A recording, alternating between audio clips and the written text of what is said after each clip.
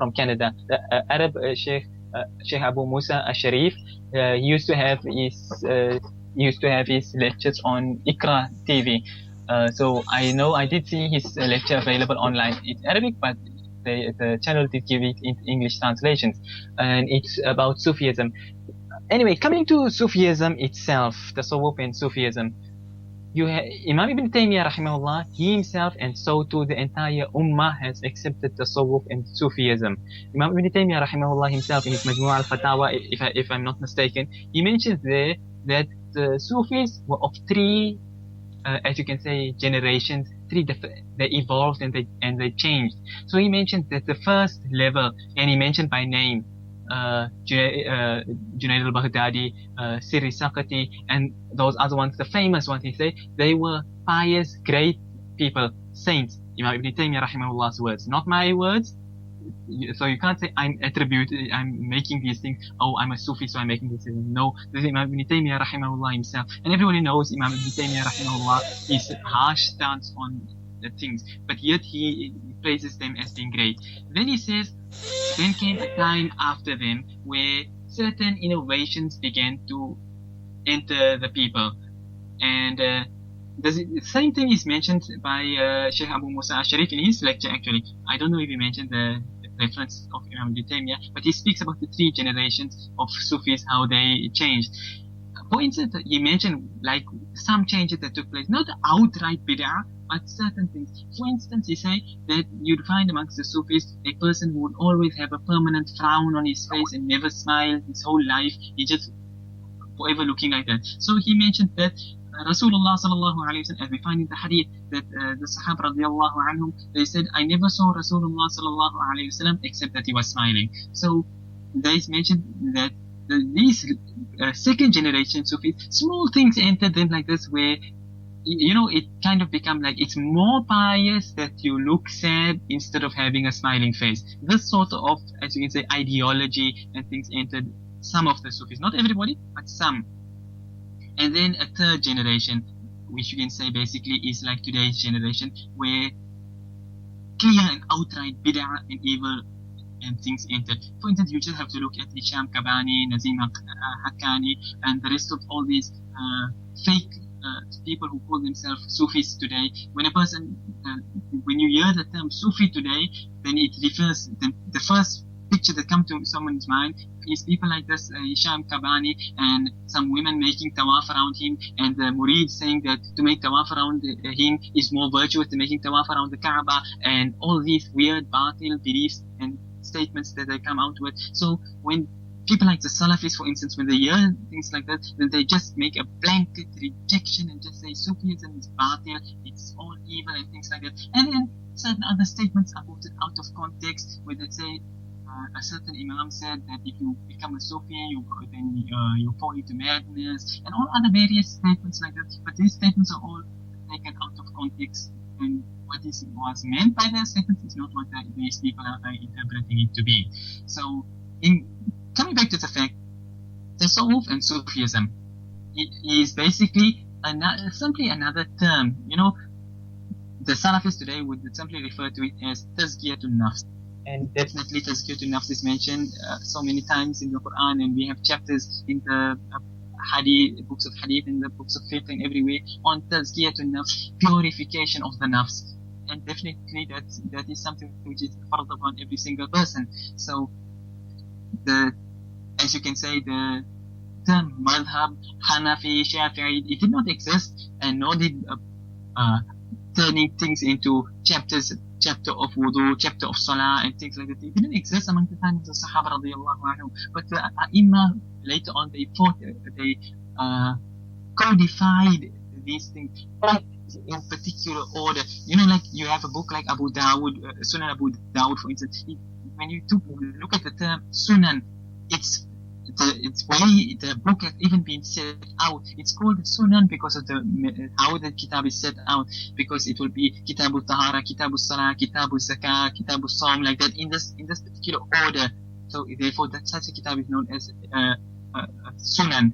Then you have other kitabs which is for instance Musnad, like of Imam Ahmad rahimahullah, where it's categorized according to each particular Sahabi who narrated all these ahadith. So all these type of things were codified and put into place by all the A'imma. Likewise, the Tasawwuf, and as you say, Sufism, the A'imma who came later, they also came up with the same thing, and they codified this science, and now it came to call it as the Sufism.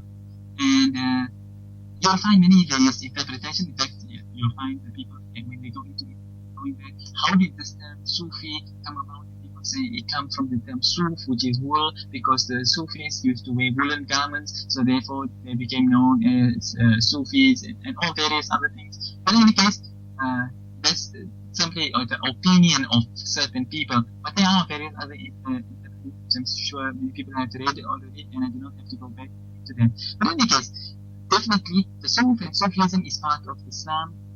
There is no doubt about that. It's when people have a misunderstanding of what the Suf and Sufism is all about, when the mindset of people today, and sometimes I find it can't blame the people. When you see, it's like Grimm's fairy tales. When you open a Sufi book and everything is walking on water, flying in the sky, and cutting off limbs, and pulling out of eyes, and make all these weird sort of things mentioned in these books. Then people read these things, it's Salafis, and then they reject it. And I can't blame them, because I too reject these fairy tales. It's got this type of story that's got no connection whatsoever with Islam. So people now, when they think Sufi, when they think the Tasawwuf, that is what comes to mind to them. If this is what comes to mind, then yes, this is not the Tasawwuf. This don't have part and has no place in Islam. But the actual Tasawwuf and Sufism is definitely part of Islam. It's simply, to qualify another name, it's Tazkiyah to Nafs. It's just in a codified version, as the A'imma, like you have Hanafi madhab, Shafi'i madhab, Maliki madhab, Hanbali madhab, but all of them are based on the Sunnah. You don't say any madhab is batil, is on falsehood or anything like that. So likewise, the A'imma of the Tasawwuf, in fact, you just have to look. If you want to go to a website to read a bit more about the Tasawwuf and Sufism, you can go to the website known as deoband.org. I'm sure you know how to spell Deoband, DEOBAND.org. And there's a couple of articles that has been translated there, posted on the website, about the Imam of the past and Sufism. For instance, Imam Ibn Rajab al-Hanbali, rahimahullah, Imam Ibn al-Qayyim al-Jawziyya, rahimahullah, and so on and so forth. The people normally look to as being, as you can say, harsh, and you take a harsh stance towards such things. But they have open statements in support of it. So, definitely, the Sunnah and Sufism is part of Islam. But the weird practices, turning dervishes and all these type of things, listening to music and these weird practices and beliefs, this is not part of the soul, regardless of what you say. So that is not, that has no part in Islam. Allahu A'lam. That was a rather elaborate answer, but alhamdulillah, you answered the question in regards to whether it was from there's any on my initial suggestions, right, in that it's codified the same way that the madhahib have been codified. Well, a lead-on question from that is taking bay'ah with someone in line a shaykh of, say, tasawwuf, and whether that's a bid'ah or whether it's permissible to take bay'ah. What is a bay'ah, if you can explain that for us, please? Bay'ah, actually, Maulana Zakaria Kandlawi, rahimahullah, he's got actually a whole kitab on Tasawwuf and Sufism and all the various practices and Bay'ah and his arguments why Bay'ah is needed and all these sort of things. And anyway, Bay'ah, how it works is that a person would take Bay'ah by a sheikh. For instance, it's basically you becoming a murid of a sheikh. Think of it like becoming a student of a particular alim. It's something similar to that. But the difference with taking bay'ah by a sheikh is that he would give you, like, as you can say, he overlooks your, while an alim would overlook your knowledge perspective, make sure you're learning the right things. A sheikh in bay'ah would overlook your spiritual side to make sure that, okay, you have to make your dhikr and your tahajjud and all these sort of things, and he will, also they say that being in the company of the pious, it has its various benefits. You stay away from evil, and there's so much you can speak on that topic. So therefore they say that taking bay'ah, you remain around the sheikh, so you are abstaining from evil, and then you are also taking part now in dhikr and all things, like good things now again. So that is one. And also another thing of bay'ah is that I don't suppose you can say, but like a confession type, similar to the church type of thing, but not quite the same. But like where they would, Father, forgive me for I have sinned. Not quite the same, but anyway, a person who's taken at the murid would mention, like for the sheikh, that I have this problem and things like that, and the sheikh would then, for instance, it's understandable. We see it even on Ummah forum, for instance, people would come and say, I'm addicted to this sin or things like that, help me out of it. So all these type of things is what a person, what bay'ah is there for, that you take bay'ah and then you can let the sheikh know of your that you can say your weak points, and then he can say, okay, this and this and this, and you can, like a person say, I'm depressed, then he say, okay, read this ayah and that, you read this ayah for depression. It's a various things there. So, but the actual topic of bay'ah is a very deep one, and basically it is also a matter of difference of opinion, if you would like to say it that way. But basically the ulama, like I mentioned, rahmatullah alayhi, he does definitely regard it as permissible. That's why he wrote a whole kitab on the issue.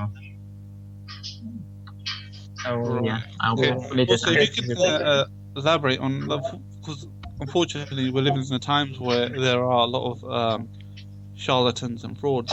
How would you know? Say you believe bay'ah is permissible. How would you know who you should give bay'ah to? What would you look at beforehand before giving bay'ah if you were to deem it permissible? Okay, if on that point, for example, the books of the Tasawwuf itself has got whole chapters. They say you require a sheikh kamil, to put it in the Urdu term, a sheikh kamil, as you can say, a pious, as you can say, perfect, for lack of a better word, perfect sheikh. If I were to ask you, tell me the name of one pious alim that you can think of. A famous name one, if you can name me one pious alim that you know of. Anywhere in the world. Well, right now. Right now, if I were to ask you, someone who's alive right now that you can think of that you would say is pious. I could, but I'll refrain or abstain from that.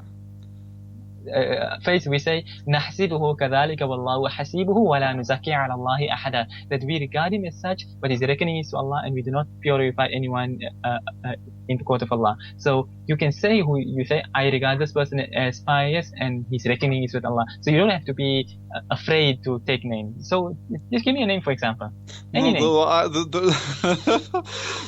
of the reasons I avoid names is, in honesty, is because of the ignorant people. Isn't it they throw out statements and stuff? Okay. I avoid it for that reason. The reason I stick to classical scholars usually is because of that reason. Is I know that the majority of the people, whether they're Salafi or Sufi or hold to any particular methodology or branch of Islam within Sunni Islam, they will respect the people who came before us. Imam Ibn Hajar al-Asqalani. Exactly, they universally accepted. So therefore, I can throw that name out, and I wouldn't expect a backlash where a person will say, "Oh my God, he's fasiq or he's deviant." I abstain from naming names and such, but I could. So then again, that doesn't mean that the individual is actually pious. It just means that what I perceive of him. That's how we see them. Exactly. Like, for instance, I don't mind taking names. For instance, if we were to talk about Salafi ulama, one of the most famous, Sheikh Muhammad Salih al-Munajri, I consider him to be pious. Wallahu hasibuhu wa la nuzakki ala Allahi ahada.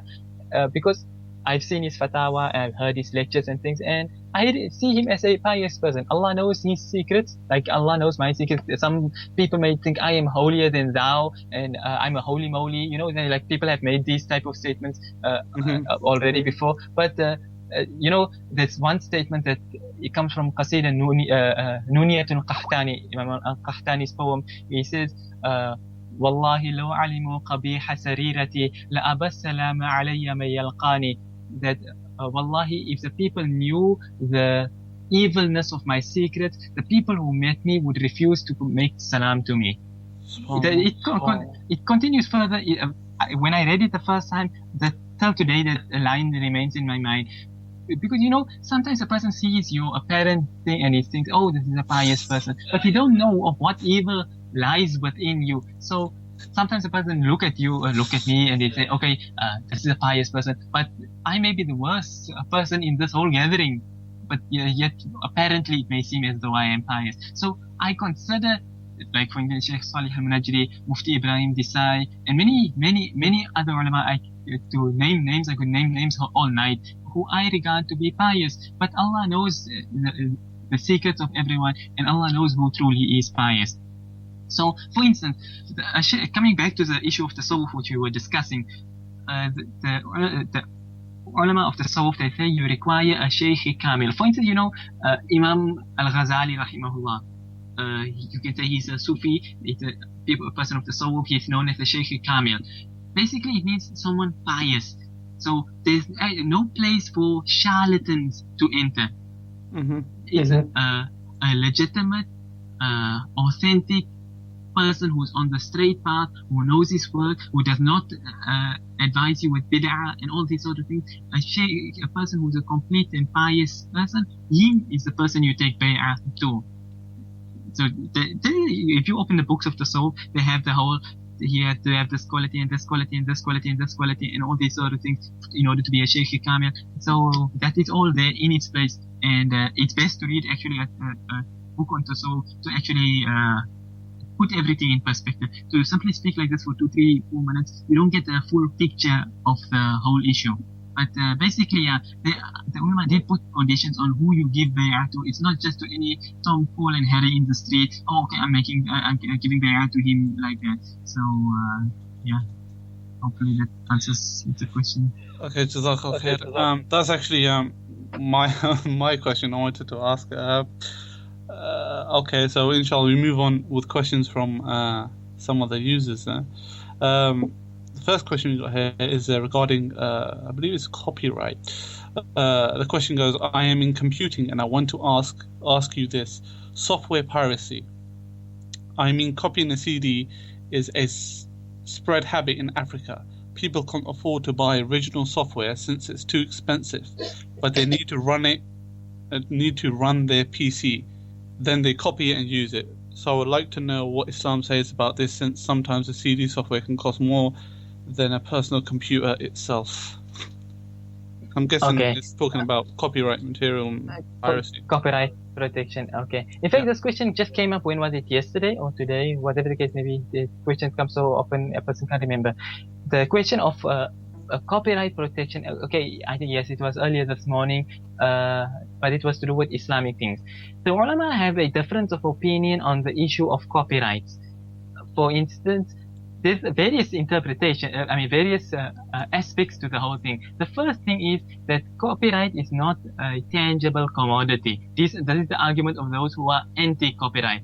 So they say, number one, it's not a tangible commodity. Number two, when you buy something, then it belongs to you, and nobody can tell you what you can and can't do with your goods. Because, for instance, I buy a CD, it's my CD. If I want to eat that CD up, cut it up, use it as a coaster, play frisbee with it, whatever I want to do with it, I can do with it because it's my goods. I can give it to people, play it from the public screens, anything, it belongs to me. This is another reason. And there is other reasons that the ulama give those who are anti copyright. Then there are those who are pro copyright, who say that it's intellectual property. So they made it a tangible commodity, and therefore they say, okay, and okay, when it comes to like you can say software and things like this. This is non-Islamic. So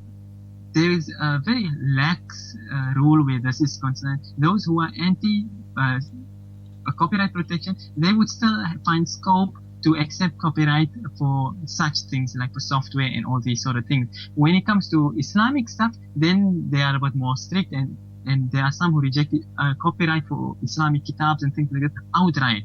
Like you find some people even have copyrighted fatwa today, that they give a fatwa and they say it's copyright protected, you may not make copies of the fatwa or anything like that. Okay, I can understand. There were some ulama at one stage in time where they gave a fatwa that in favor of copyright, because there were some deviant people who would take a fatwa and then and take a kitab and they would change certain words and reprint it and then spread batil in that manner. So therefore they said, okay, copyright is necessary in order to prevent this type of fitna. So I can understand the fatwa behind such the wisdom behind such a fatwa.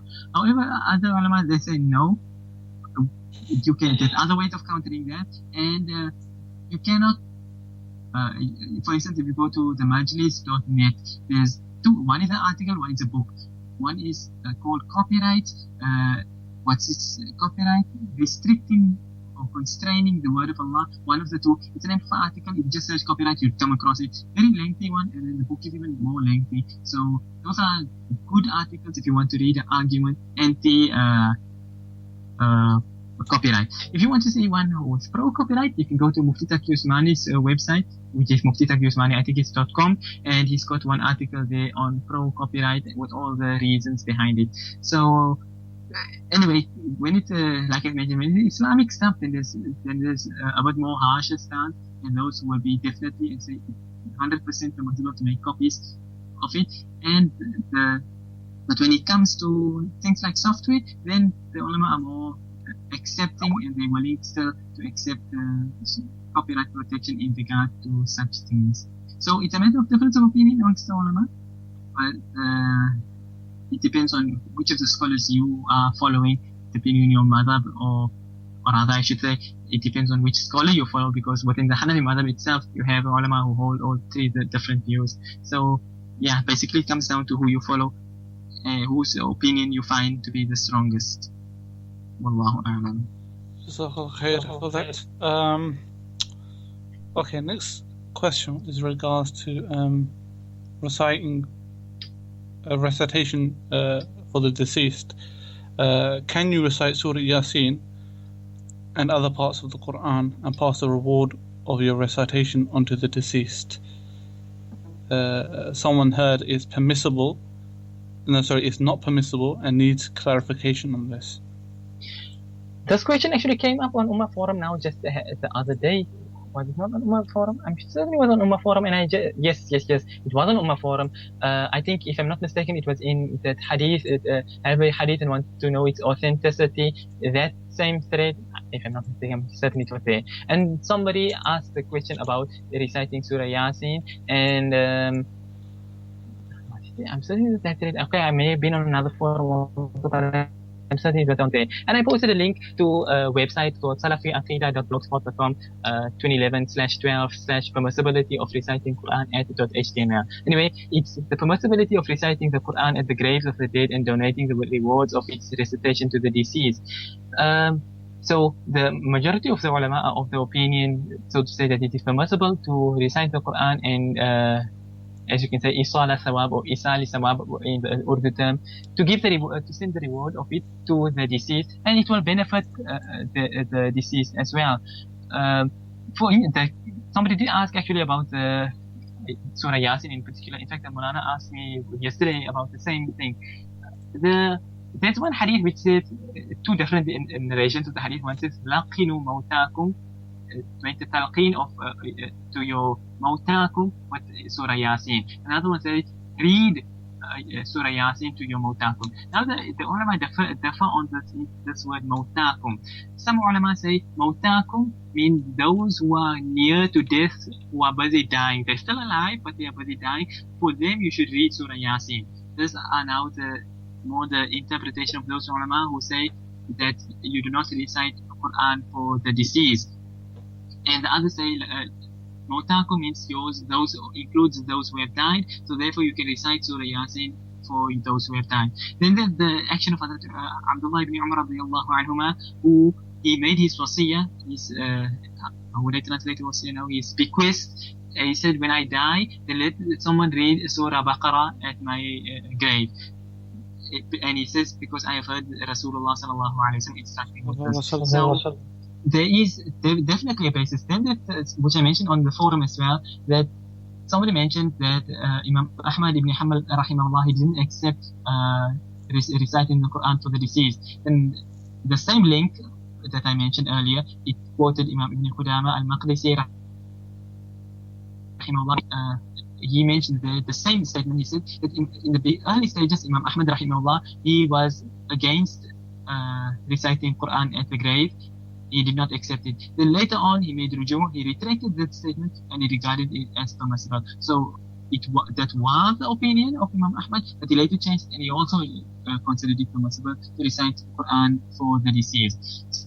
So yes, making a long story short, it's definitely you can recite Surah Yasin, you can recite any other part of the Quran as well, and you can send the reward for the deceased, and the deceased will benefit from it as well, like he benefits from giving charity and everything else on his behalf as well. Wallahu a'lam. Could you just clarify, what individual was it that said do what the Prophet ﷺ said regarding reciting Surah Baqarah at the grave? What was it?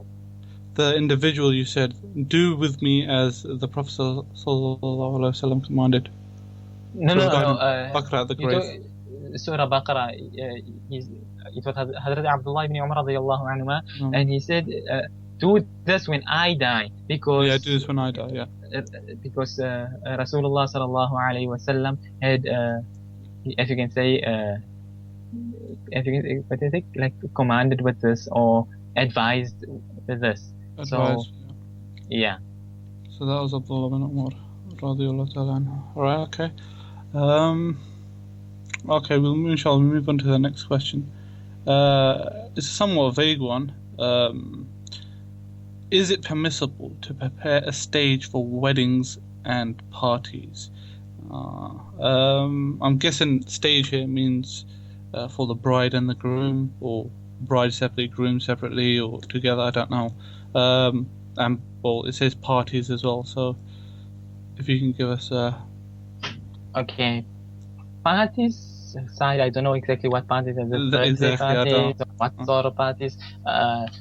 Rave parties. You don't know what that is. Don't know what type of parties. But anyway, the stages at weddings, all these sort of things, making, coming back to basics, we know that having all these stages and all these sort of things are tashabbuh bil kuffar, it's imitation of the kuffar, it was not part of Islam.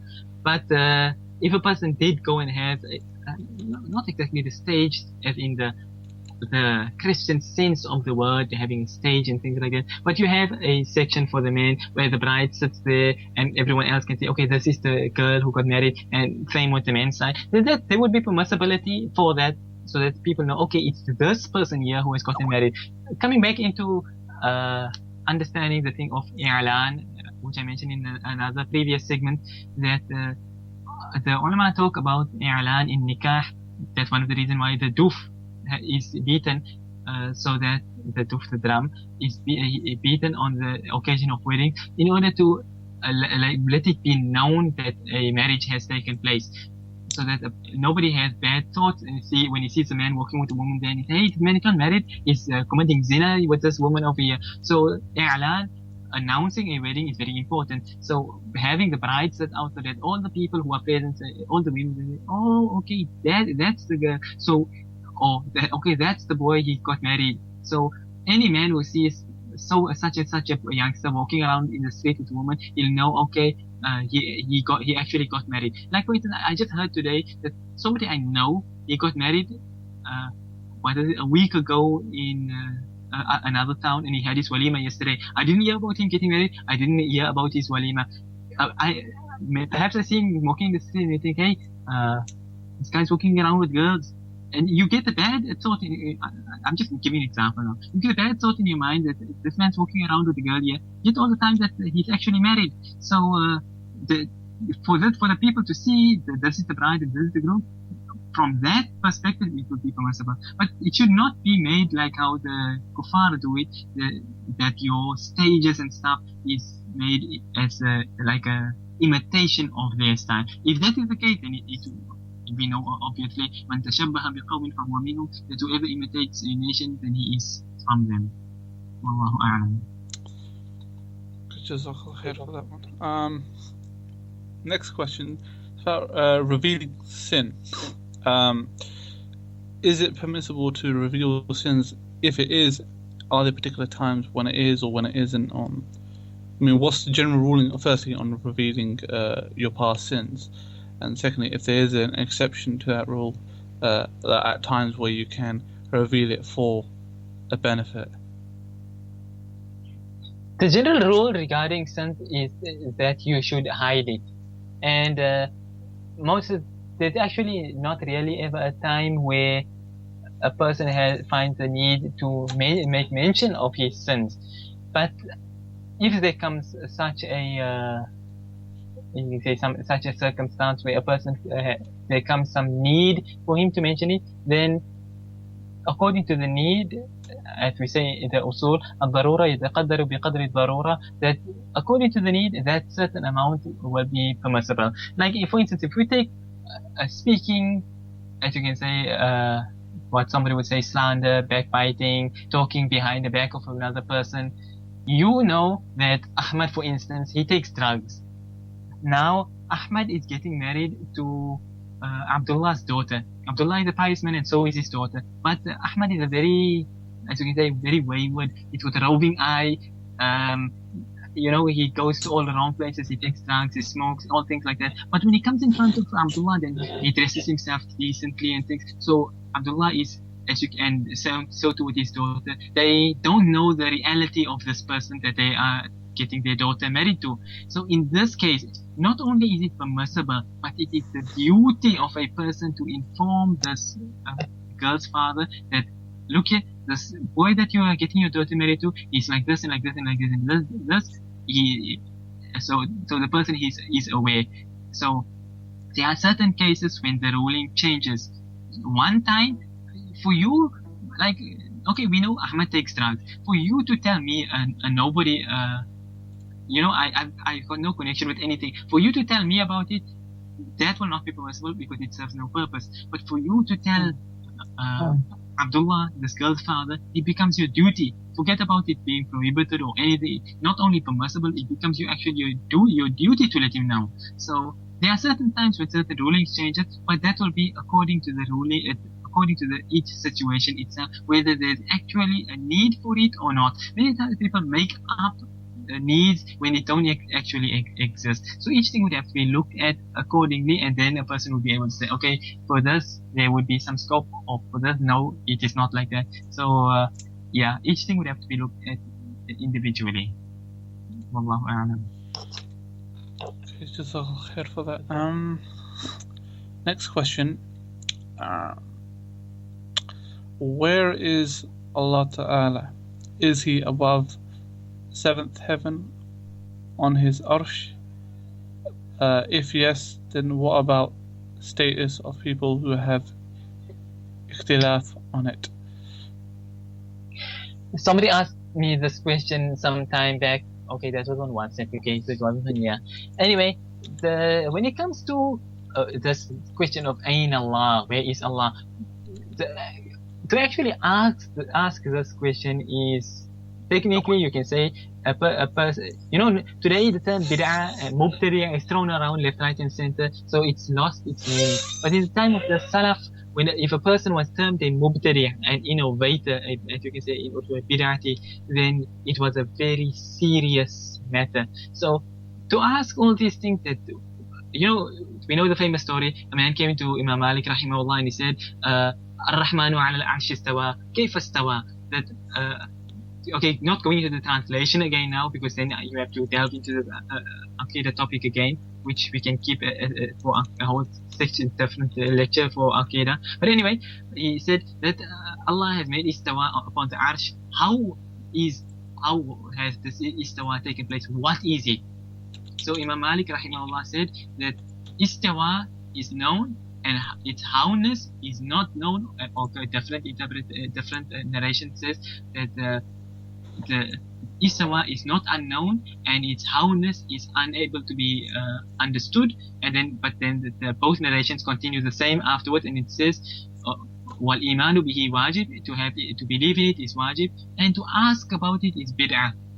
And this is again the bid'ah, the innovation, the terminologies of the Salaf, which is a very serious thing. So he said, and I see that you are an innovator, so get out of the masjid.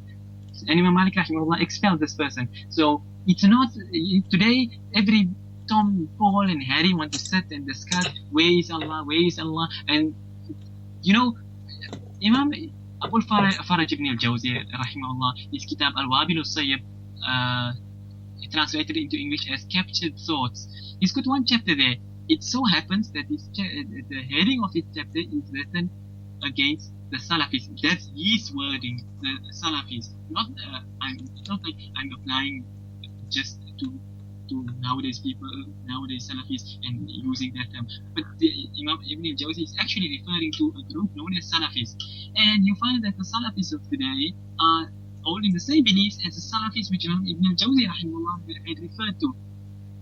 Okay, this is actually, I wanted to keep for a different Aqidah lecture, because to speak on that you need 2.5 hours easily to speak, just to give an introduction to Aqidah. But in any case, Imam Ibn al-Jawzi, he speaks about people who make these Salafis, where they try to, we know the belief of the Ash'ari and the Maturidi, where they make ta'wil.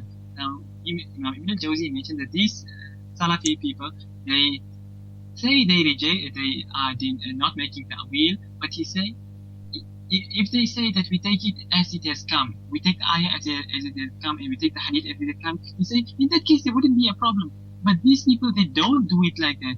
They add their own smaller interpretation and things to it. So they are doing basically the same things that they accuse the Ash'ari of doing. And this is something I spoke on in the past as well.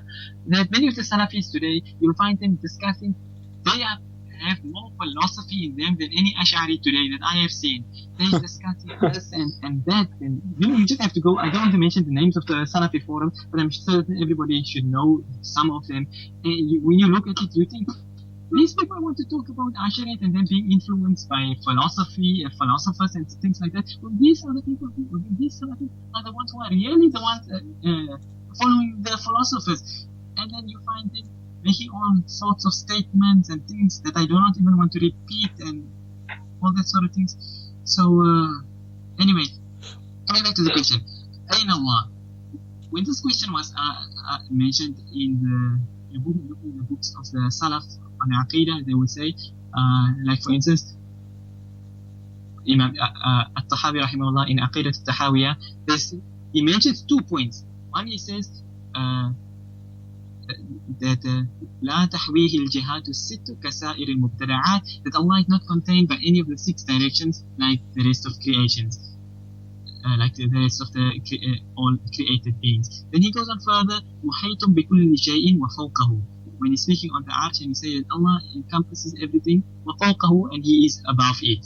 Now above the arch, meaning in all their meanings, which I'm not going to delve into, because like I say, you need 2 hours just to speak on just that one small point. But in any case, when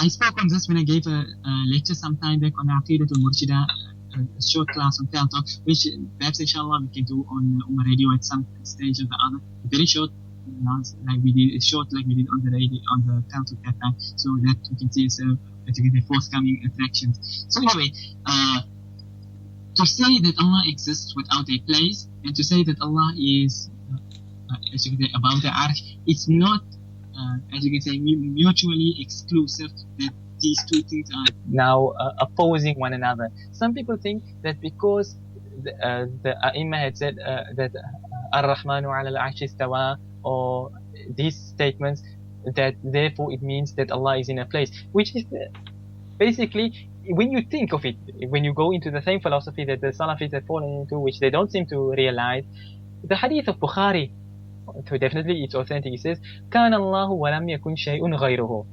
The 100% authentic hadith, it says that Allah existed and there was nothing besides Him. Now coming to a linguistic perspective, وَلَمْ يَكُنْ شَيْءٌ غَيْرُهُ, not a thing besides Him. Shay, this term is, you have ma'rifa and nakira. Now nakira, when we describe it, we say وَالنَّكِرَةُ تُفِيدُ الْعُمُومِ.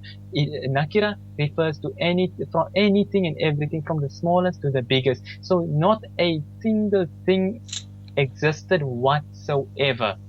This is understood from the hadith of Bukhari. So no time, no place, no arsh, no kursi, no nothing existed, and Allah was alone that existed. But when you say that Allah is in a place, then you are basically saying that either you say that place was already existing and then you are making an idol that Allah did. In other words, Allah didn't create place. Place was already existing there. This is one of the beliefs of the Batil philosophers, which I did mention some other time. I think it was in a different class. But the Batil philosophers, okay, I should say the Kafir philosophers, they are Kafir in any case, and some deviant sects, they have the same belief that there are 5 things which are uncreated. Number 1 is Allah. Number 2 is time. Number 3 is place. Number 4 is the soul, the nafs. And I forget what the 5th one is. And the other Batil, the deviant sect, the deviant sect, they believe that the 4th thing rather, is the nafs, the soul. While the philosophers, they believe that Iblis, he is not the, they don't believe in the nafs, but they believe that Iblis was uncreated. So this belief of when you make these statements without thinking what you are actually saying, you don't realize the seriousness of it, because you are now basically saying Allah didn't create time and Allah didn't create place. So then the question is, who created time and who created place? Are they entities that existed without a beginning like Allah? Very serious statement when you look at it in reality. That is why I wanted to give another lecture on Ummahradio, just a lecture on Aqidah and the formation of the various groups, the Ash'ari, Maturidi, Athari, and the various differences and things like that, which I will discuss at some period of time on the forum as to when the class will be and things like that. So coming back to the case here, that when if a person were to ask that where is Allah, then a person should say that Allah exists without a place, because Allah doesn't change. Change again is a characteristic of the creation. That's why in one lecture of Mufti Menk, Ismail Menk, when he was speaking on the knowledge of Allah, and he said, يَعْلَمُ مَا كَانَ وَمَا يَكُونُ وَمَا لَمْ يَكُنْ إِذَا كَانَ كَيْفَ يَكُونُ. That Allah knows what makana, what happened, وَمَا يَكُونُ, and what will happen, وَمَا لَمْ يَكُنْ إِذَا كَانَ كَيْفَ يَكُونُ. And Allah knows that which is not going to happen, and if it were to happen, how it would happen. And Allah knows everything without the knowledge of Allah changing, because change means that the thing is created. Change only occurs in created things. And when people limit Allah with a human mind, then you feel no, because you are limited and you've got these things, so therefore you're trying to limit Allah, and no, Allah can't do this without moving and without change and things like that. But this is all batil interpretations of people. So like the hadith mentioned that Allah existed and there was nothing, so likewise till today Allah exists free from Allah's creation. Allah is not in need of anything. Allah can destroy everything today, tomorrow, and Allah will still exist without needing anything. So Allah exists without needing the arsh.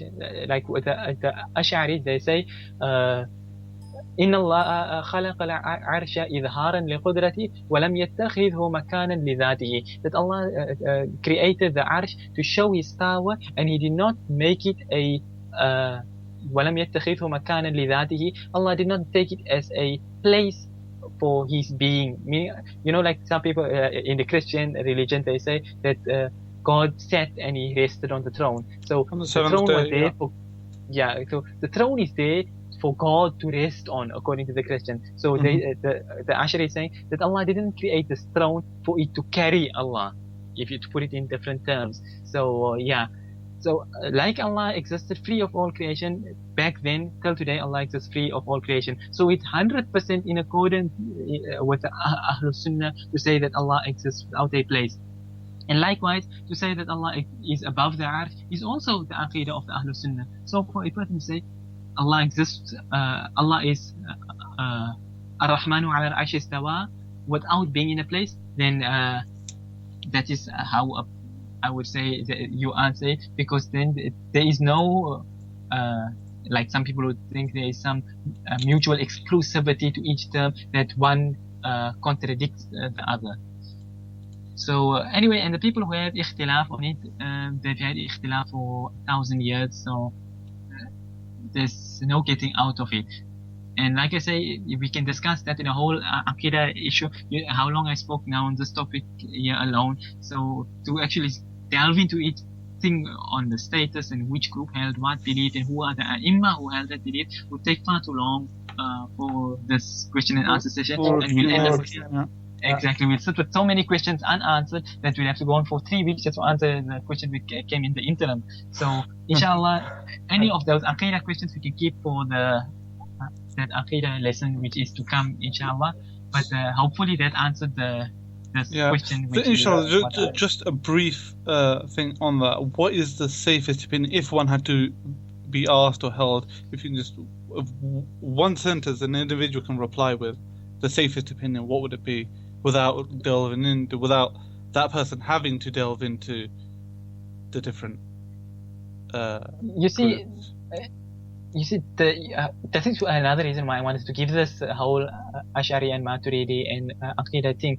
Because you see, the Ash'ari and Maturidi didn't just pop out from under a rock one day and decide, oh, we want to make that wheel. Like some people seem to think, oh, these people, Ash'aris, Maturidis, Mushriks, deviant people came here to change the religion, like some weird people say. But it happened because the philosophers and the Muslims had come into contact with the philosophers and the books of Aristotle and Socrates, and all their kufr beliefs started permeating the Ummah, and so the Aqidah of the people started to change. Anthropomorphism and all these things entered the Ummah. So in order for the ulama to repel these batil beliefs and try to keep the Aqidah of the people safe, that is the reason why the Ash'aris and the Maturidis came about, to say that, for instance, when the Yad of Allah was mentioned, then these people, because of their philosophers, believe that Allah has a physical, like a human hand. So to repel this, the ulama would say that Yad in this particular ayah over here, it can refer to power.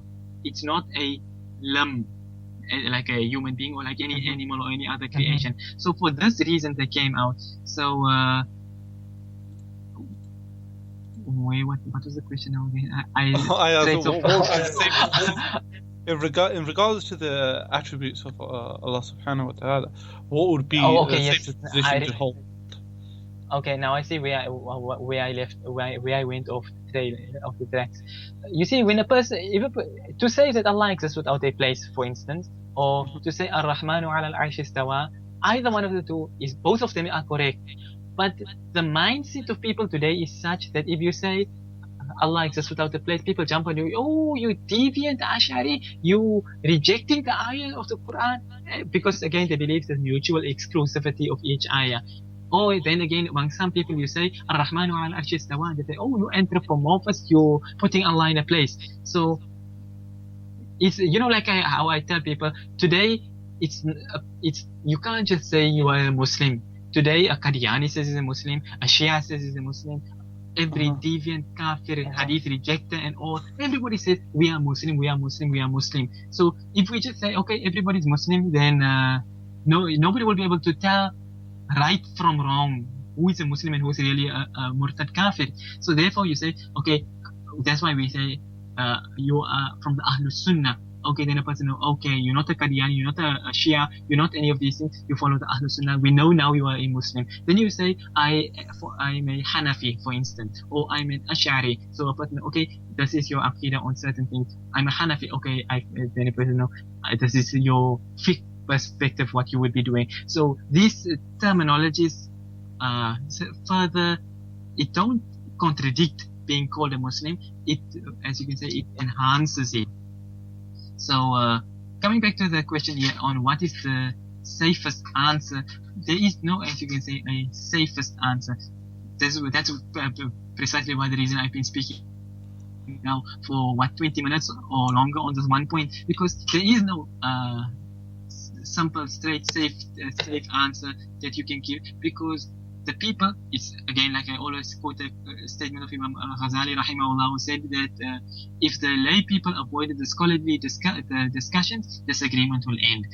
Because now every Tom, Paul and Harry, he wants to have his opinion on everything. So if you make a statement, then every lay person will jump in and say this and that and this and that. Like I mentioned, you mentioned this, he'll say you are Salafi. You mentioned the other one, they'll say you are Ash'ari, and you're a mushrik, or you this and that. So nowadays you can't just say make a statement without clarifying it and explaining it to the people. So yeah, basically you need to take some time out, sit the person down and tell him, okay, I'm going to speak to you for 3 hours so I can explain to you a simple question, the answer to a simple question like you just asked it now. So in short, you're going to have to wait for your Aqidah classes. In short, if you want to, you can say like, okay, safest actually is to say that Allah exists without a place, because then, like I mentioned, to say that Ar-Rahmanu al-Arsh istawa is obviously accepted by everybody. Unanimous. Ash'aris and Maturidis 100% accepted, despite some people not knowing that, and they think that Ash'aris and Maturidis follow their own version of Aqidah around.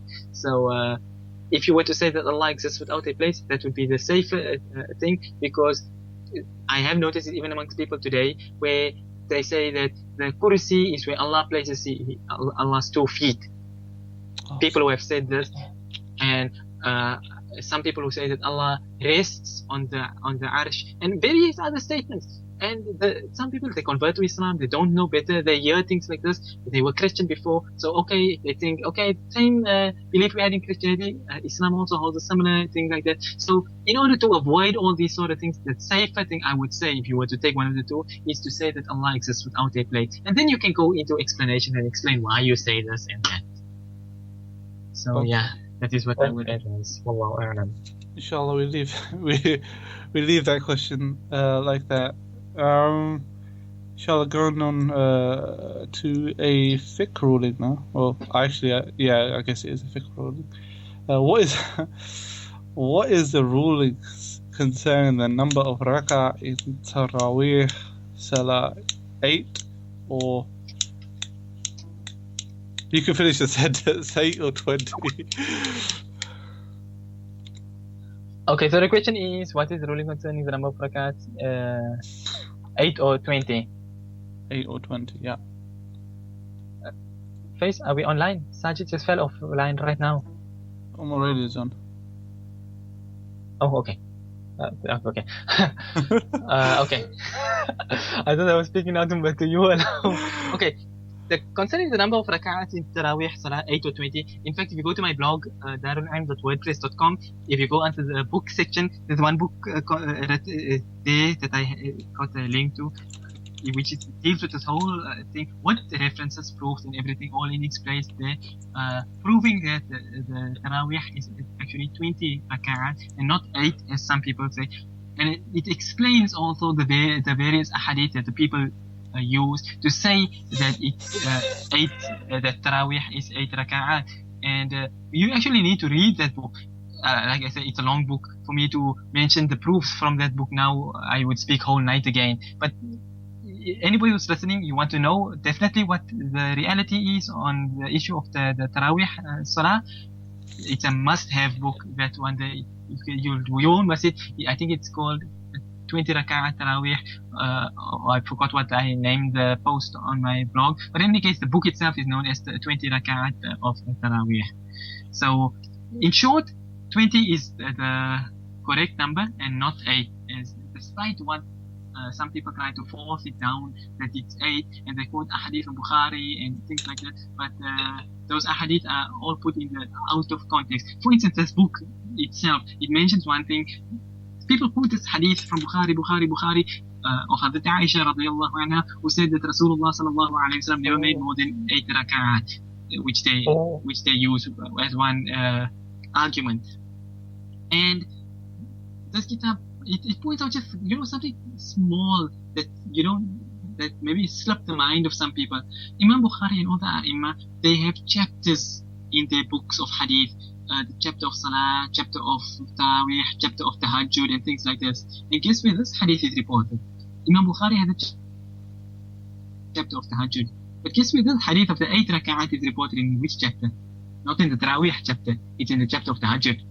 So the ulama explain, from that you understand that Imam Bukhari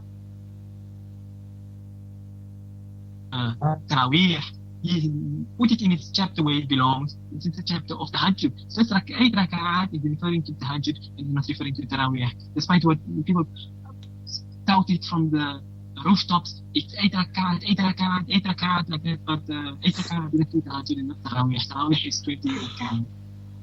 So anyway, for details, I think it's a must-have, you must read in that book. So yeah. In short, the answer is 20 raka'at is what Tarawih is. 20 raka'at Tarawih. Okay, so khair. Next question. Third week running. This must be some sort of record.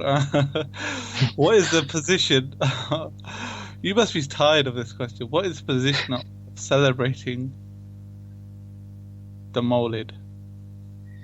I answered it last week and I answered it 2 weeks ago. You answered it 2 weeks ago when I was on. I heard you had a question last week and this week as well. Yeah, anyway, I was actually just speaking on the issue of Mawlid today. There was one Maulana who was speaking, and I disagree very much with his statement, where he says that the Mawlid is min a'zamil qurbat. It's of the greatest methods of gaining closeness to Allah. So what I was saying to the Maulana, I was saying that Mawlid was not done by Rasulullah, obviously not done by Rasulullah sallallahu alaihi wasallam or any of the Sahaba or the Salaf for that matter. So how can you, of a later time, make something which you made up as being one of the greatest means of gaining closeness to Allah? Yes, you may say your various opinions that it is permissible and what all and what not, and those who may say that there's goodness in it and everything. But to make a statement and say that it is one of the best means of gaining closeness to Allah, there I definitely draw the line that that's an outrageous statement to make. Anyway, like I mentioned last week, and I mentioned 2 weeks before that as well, that the ulama differ on Mawlid. And I mentioned this at another stage in time as well. I mentioned it on WhatsApp, I mentioned it many other places, that for 1,000 years, roughly, the ulama have differed on the issue of Mawlid. There are great ulama who are pro-Mawlid, and there are great ulama who are anti-Mawlid. You have ulama on both sides. So, like I said, Tom, John, and Harry sitting today around and discussing the issue will not bring an end to the differences of opinion which existed for 1,000 years. There are those ulama who tell today, like from the last 1,000 years, regarded it as permissible, and there are ulama like today, like for 1,000 years, who regard it as impermissible. I personally am of the view of those ulama who regard it as a bid'ah. So that is my fatwa. If a person were to ask me what is the position, I would say it is a bid'ah which should not be done. It should not be restricted to one day. If you want to celebrate the birth of Rasulullah sallallahu alaihi wasallam, there is no better way to do it than bringing the sunnah into your life. Taking out one night to sit in the masjid or sit wherever, sing a couple of naats and read a little bit of the seerah, this is not bringing. I don't see how this is celebrating Rasulullah sallallahu alaihi wasallam. When tomorrow you sit now tonight for it, and tomorrow you back again anti-sunnah, you shave your beard off, you dress like the kuffar, you basically reject everything Rasulullah sallallahu alaihi wasallam came with. So therefore, if you want to celebrate anything, then follow the sunnah. Definitely, you can say it's a proof ticket. You can get to Jannah that way. But if you're going to be falling into bid'ah, then you're turning on slippery ice there. Thin, slippery ice. Okay. There's a question I want to ask with regards to that. You said if you sit for one day, what if a person wants to do something regularly like that? For example, read the seerah often. You said naat. Do something along the lines of say naat, poetry, and other aspects as well. Mention Rasul sallallahu alaihi wasallam in like reading the Shama'il, for example, and stuff like that on a regular basis. What would be the ruling on something like that? If something is on a regular basis, then it's permissible. Obviously, because how would you distinguish between as you can say, a continuous seerah program or a general? Let's assume this Mawlid it becomes like a seerah program. Basically, every night you come and you read a bit from the seerah Ibn Hisham, Al-Rahiq, Al-Makhtoum, and the various books like that, Tabaqat, Ibn Sa'ad, and all these books. So how would you distinguish between that and between a alim sitting there and teaching from the kitab? There would be no difference between it. So one of the main problems is where people restrict it to one day. If you have, as you can, now people restrict only to the 12th of Rabi'ul Awwal, only that particular day every year. But if a person say, and again, if a person restricts it now, only every year, only Rabi'ul Awwal we will speak on it, then that too is a bid'ah. But if a person speaks on it now, then he speaks on it next week, and then he speaks 2 weeks time, no set date, and he speaks on it continuously, then definitely then it's not anything bad. It's no bid'ah, nothing. Nobody can. No one at all will actually raise any objections against it then. Because even if it's called a Mawlid. Even if, like I mentioned, as I say, a rose by any other name would smell as sweet, quoting Shakespeare now. But whether you call it a Mawlid or whether you call it whatever, it don't change anything. The term Mawlid, basically it means the birth. So yes, we celebrate the birth of Rasulullah sallallahu alaihi wasallam, no doubt about it. We are all happy that of the coming of Rasulullah sallallahu alaihi wasallam into this world. Whether a person is a Hanafi, Shafi'i, Maliki, Hanbali, Salafi, whatever. If a person says he's not happy with Rasulullah sallallahu alaihi wasallam being born, then I don't think I need to even comment on the iman of such a person. So definitely, the term Mawlid is not a problem. It's the actions and stuff that go along with it that causes the problem. Yes, the application.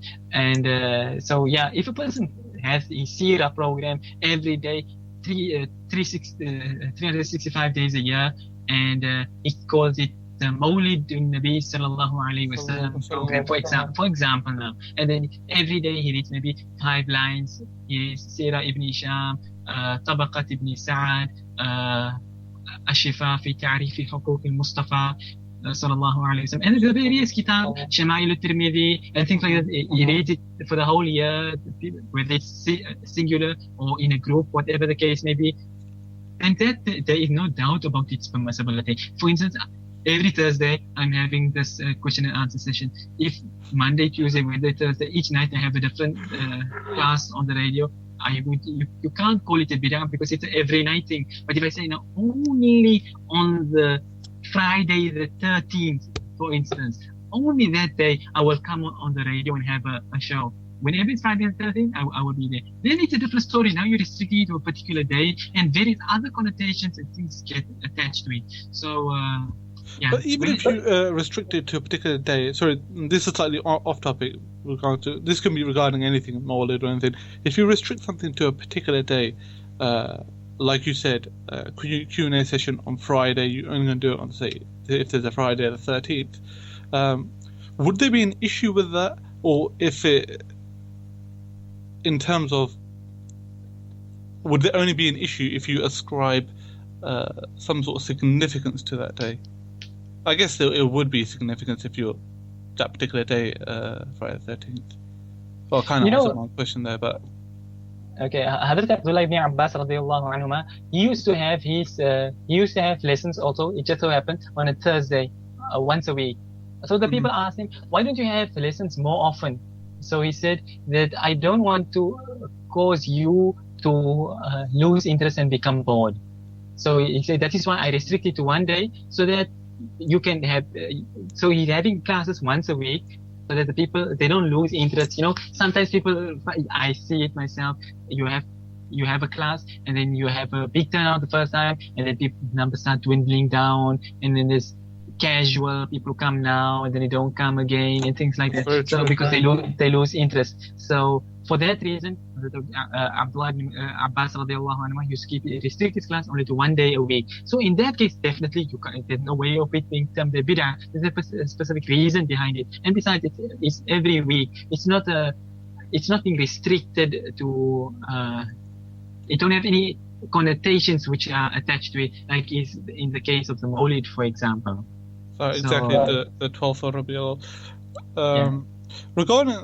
Quick question regarding the 12th of Rabiul. How authentic is that in terms of that being the actual day of the birth of Rasulullah sallallahu alaihi wasallam? Not authentic, if you want to use that term, but the ulama differ on the date. Some say the 9th, some say the 12th, some say various other. Some say it's not even in Rabiul Awwal whatsoever. They say it's in a totally different month altogether. So definitely there's no, as you can say, explicit or strong proof to say it was the 12th of the Rabiul Awwal. But many of the ulama, they say that in their their calculations and things, that it was in the month of Rabiul Awwal on the 12th. And this is what most of the ulama have taken this view. So therefore you find that it is such a famous opinion. But it is not definite that 100% it was indeed on this day. Okay, jazakallah khair for that. Okay, let's move to next question, which is slightly it's a totally different topic actually. Am I allowed to work at a bank? Actually, working at the bank was a question which was posed last year, and I answered the fatwa on it. It's on my blog. If you check the business and transactions section of the fatwa on the left-hand side, you'll find the fatwa in there. Anyway, sorry, what's your blog's name? Okay, let me repeat it. darulilm.wordpress.com.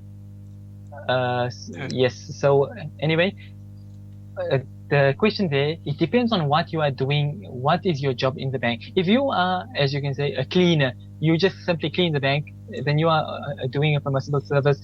There would be nothing wrong in it.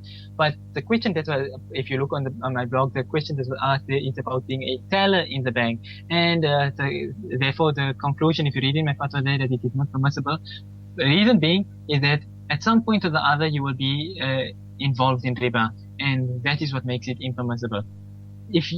So it depends on what job you are doing in the bank itself. It's to just simply say, am I allowed to work in a bank? It could be one of a million different things. Am I allowed to make coffee in the bank? I'm supplying the bank with coffee. For example, that you're working for the bank, so your money is 100% pure, halal and tayyiba. You're making a halal rizq. This is something I spoke on at another stage in time on Fair Talk, that the money is haram for you. Money itself is intrinsically permissible. I mean, it's intrinsically halal. It becomes haram for external factors. For instance, let's say I win some money through gambling, for example. The money itself is halal. For me to make usage of that money is haram. Right. Yes. If I give if I take, I'm a big gambler now. I got 10 casinos and I give all my money in charity. I go there to the orphanage and I give the money. For the orphans and the orphanage to use that money, it's 100% permissible. It's permissible in their regard. It's haram. It's permissible for them to use it. It's haram for me to use it. That's how things work. So if you're making the coffee for the bank, if that is your job in the bank, then it's 100% permissible because you're rendering a permissible service. It becomes haram depending on your job. If your job entails being like a teller and things, and writing up the riba deals and things like that, then it will be impermissible. But it all comes down to as to what exactly you are doing in the bank. That is what will decide whether it is permissible or impermissible. Wallahu a'lam. Okay, sorry, a follow-up question on that. So for example, if an individual is running a business, whatever business that may be, and he supplies, I don't know, it could be pens or paper or any sort of thing to a bank or any sort of a business where it's questionable or it's outright haram, he would be okay. the actual person supplying the he's free of whatever they do with that pen and paper, or any other. Someone actually asked that question on Panel Talk also. Seems that many of these things are frequently asked questions, as you can say. And what I mentioned there, which what the books of fiqh mentioned, is that generally selling pens, selling paper, selling everything is permissible. For instance, let's take the example which the Kitabs mention itself. For a man to have a vineyard and he sells grapes, 100% permissible. You can sell grapes and you don't know who's buying your grapes. Say, for instance, someone orders online, he wants 10 boxes of grapes, 100%. You don't have to worry, you can send it to him. But now you know, here the man from the brewery comes to you and he wants he's taking these grapes for the brewery. In that case, it becomes haram to sell it. But if the man from the brewery bought the grapes from you without you knowing him, you don't know he owns a brewery, so you don't know what he's doing with the grapes, then in that case it's 100% to sell it, 100% permissible to sell it. It becomes haram when you know that the item is going to be used for something haram. For instance, you're selling weapons in your shop. Let's say you got a gun and sword you're selling in your shop. It's permissible to sell a gun, it's permissible to own a gun, and same too with a knife and a sword. But now you know here come a murderer into your shop and he's looking for a weapon to go and murder somebody. Now you selling him a gun is haram, or a knife or a sword or whatever the case may be. Whatever weapon you're selling, it will be haram because now you know he's going to use it for a haram purpose. So again, it depends on each particular thing. Generally, you can sell if a murderer comes into your shop and he buys 200 grenades from you, you don't know what he's going to use it for. You don't know if the man is a murderer, you don't know anything about him, you don't know he's planning to blow up some bridge or blow up whatever the case may be. You don't know it, so it's permissible. But when you know something, then the impermissibility sets in. So, right, I was going to ask that, meaning, for example, you own a vineyard and someone comes and he buys a large amount of grapes from you. You don't know that everyone comes and buys grapes from you to consume. You don't know. You don't know this individual, but he's come bought a large quantity, and usually people buy that amount of grapes. Usually it's for wine. Even in that case, I mean, when you're doubtful, even in that case. You see, a person may buy large quantities of grapes in order to make grape juice. It's not necessary that he will be making wine. But if you see the wine truck pull up now to come and collect the grapes, sorry, then now you know, okay, now it's going to the brewery and it's going to be used for haram, then it's a different story. Then now certainty is set in, and therefore it's not permissible to sell it. But when there's simply a assumption from your side that this man may be using it for this, then that is not enough to declare it as haram. You should look and say, okay, this man is taking it for his brewery, then in that case, not to sell it to him. But if you just simply don't know, then it will not be haram. Would it be wrong? Say, for example, the individual comes in, right, and he places a big order. Would it be wrong for you not to ask him? So you have there's a doubt there now. Oh, hold on, is this guy going to be making wine with the grapes I sell him? But you don't ask him. Are you wrong in that? I mean, do you hold any responsibility in asking him? What are you using the grapes for? If you're using them for wine, then I'm not going to sell it to you. But if you aren't, then meaning asking him that what's he using it for? Asking him would be the better option. That would be, as you can say, awla. To use a fiqh term, that is best that you actually ask him. But unless it's known, a man comes in and he says that there's something that he says that makes you doubt and puts the thought in your mind that it's going to be used for haram. Unless there's something like that, then you are not, as you can say, made mukallaf. You're not responsible for whatever he's going to do with it afterwards. Unless something, as you can say, rings some bells and you say, okay, no, something's not right here, then it's best that you ask and you find out and you make certain about it. Because you don't want to fall into haram and be one of the people who are responsible for if you know, transporting. Cursed is the one who transports the wine, and the one who squeezes the wine, and the one who delivers the wine, and all these people, they're all cursed. So you don't want to end up being one of the cursed people. So if there's something that rings the wrong bells and sends some alarms going off, then it's best that you make certain you find out and you know what exactly is taking place. Wallahu a'lam.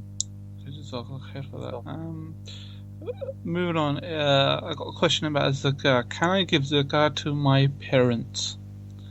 No, zakah cannot be given to one's parents. You can zakah is given to other, as you can say, non-family members, but you cannot give zakah to your parents. Wallahu a'lam. So you can't give it to family members? Okay, you can give for your cousin. Yeah. So no, what I mean is immediate family. Immediate family.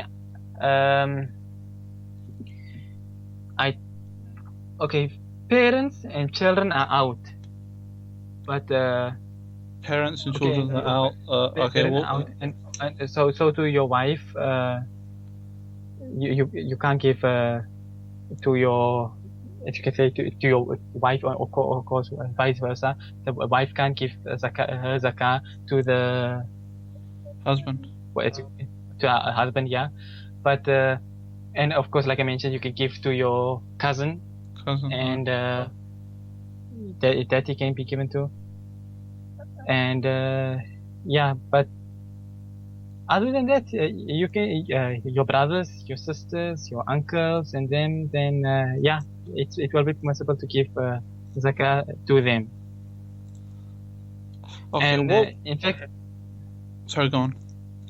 Okay, in fact, some ulama have mentioned that it's better if you give it for a needy family member over a non-family member, because you have a dual benefit in it.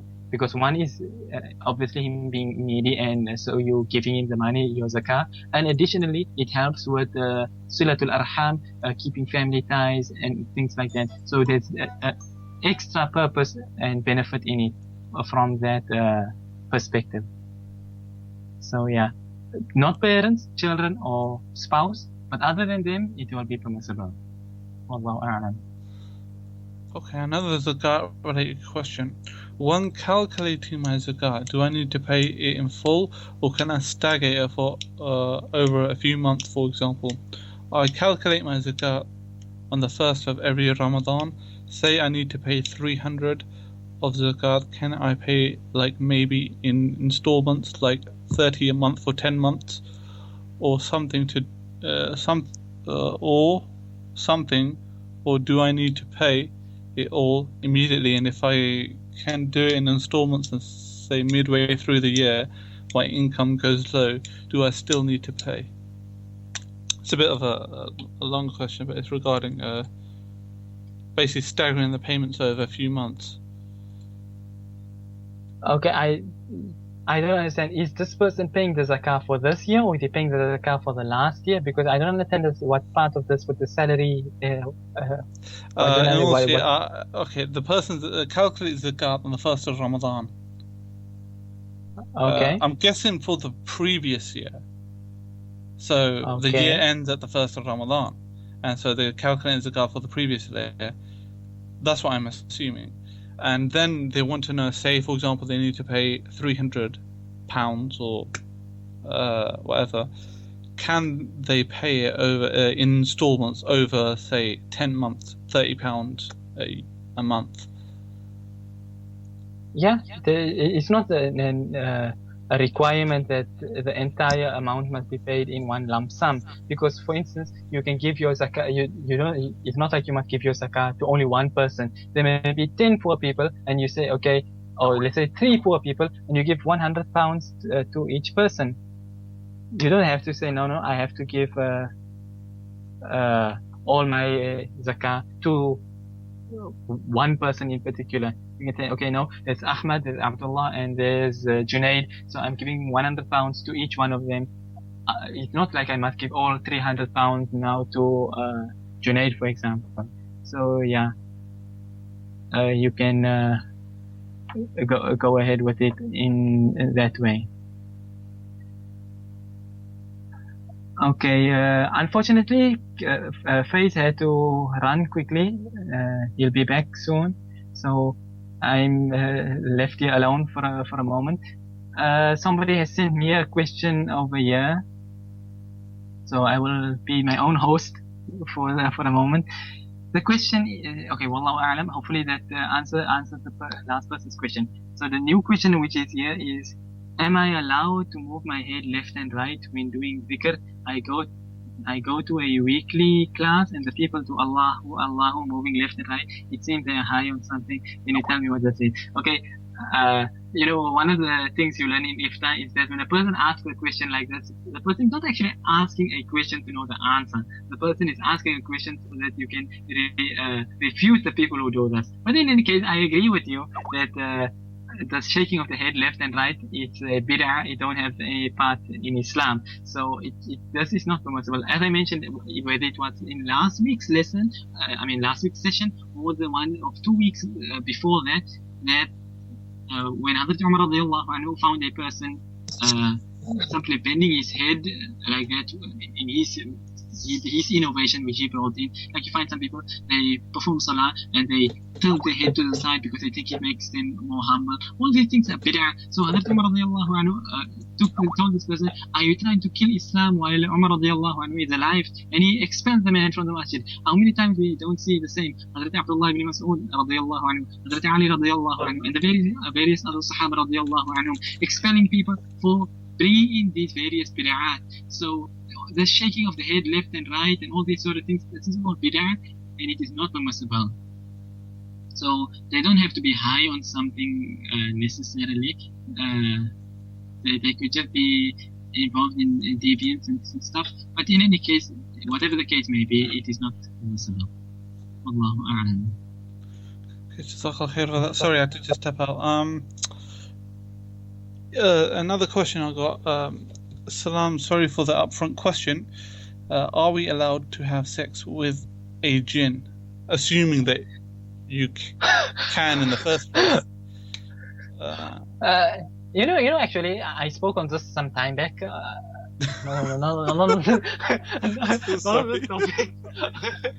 But what I mean is the marriage between a human being and a jinn, which I spoke on some time back, not on the radio or Pelto, but in another discussion, the question came up. And I think you were there, Fais, when I was discussing it, that there are ulama who have many various opinions.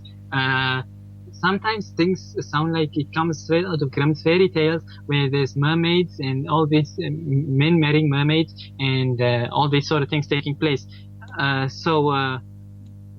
Likewise, like I mentioned, that there's one statement there of one scholar who said that I came to a certain town and there was a man marrying a jinn woman, and so I stayed for the nikah as well. So he said, he was part and parcel of them getting married. So what they all bedroom etiquette, Allahu A'lam what goes on there.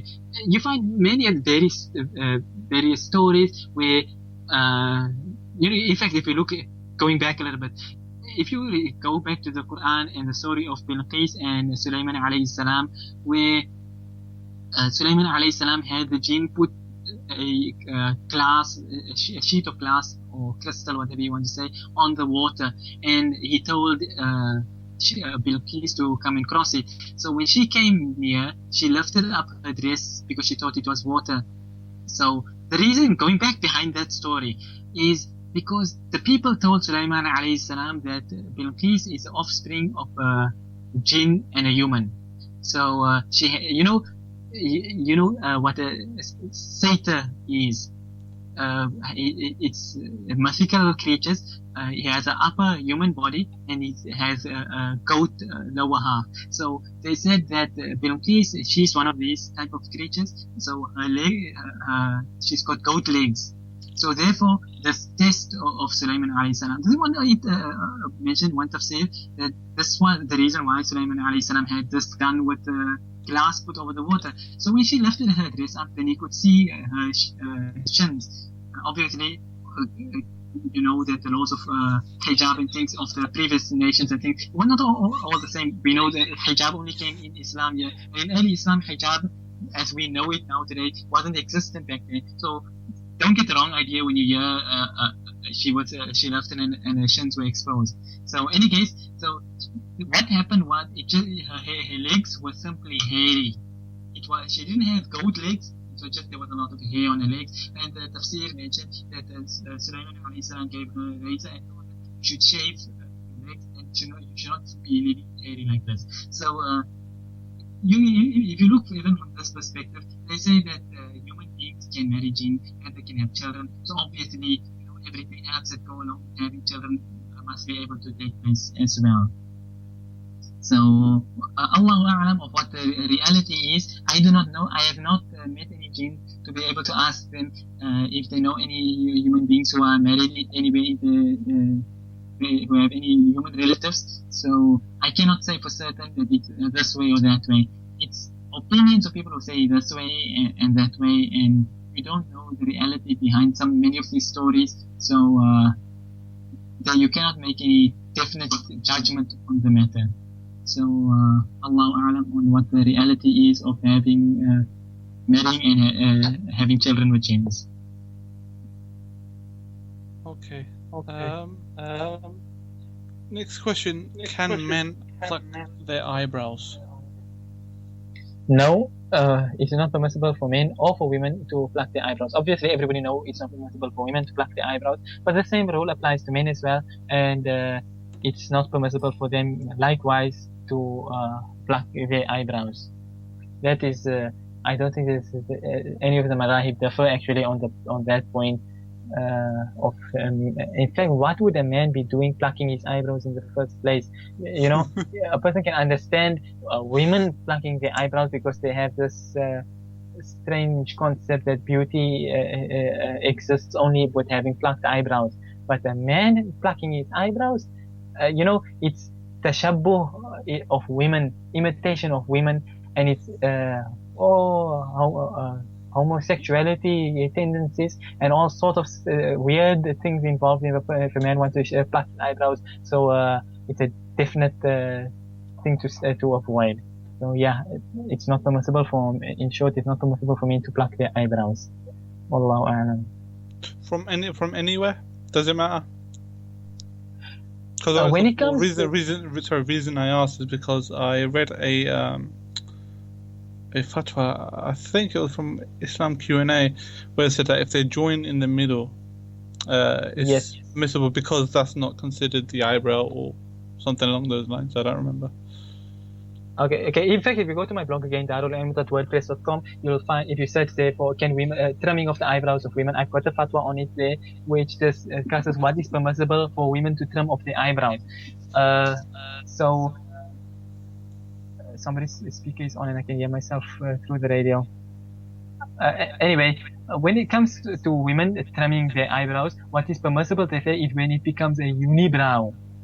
Then in that case, they are allowed to trim that centerpiece so that it turns back into two eyebrows as normal. Because basically they say that the unibrow is not exactly a deformity is a bad word to use, but it's not the natural order of things to have a unibrow.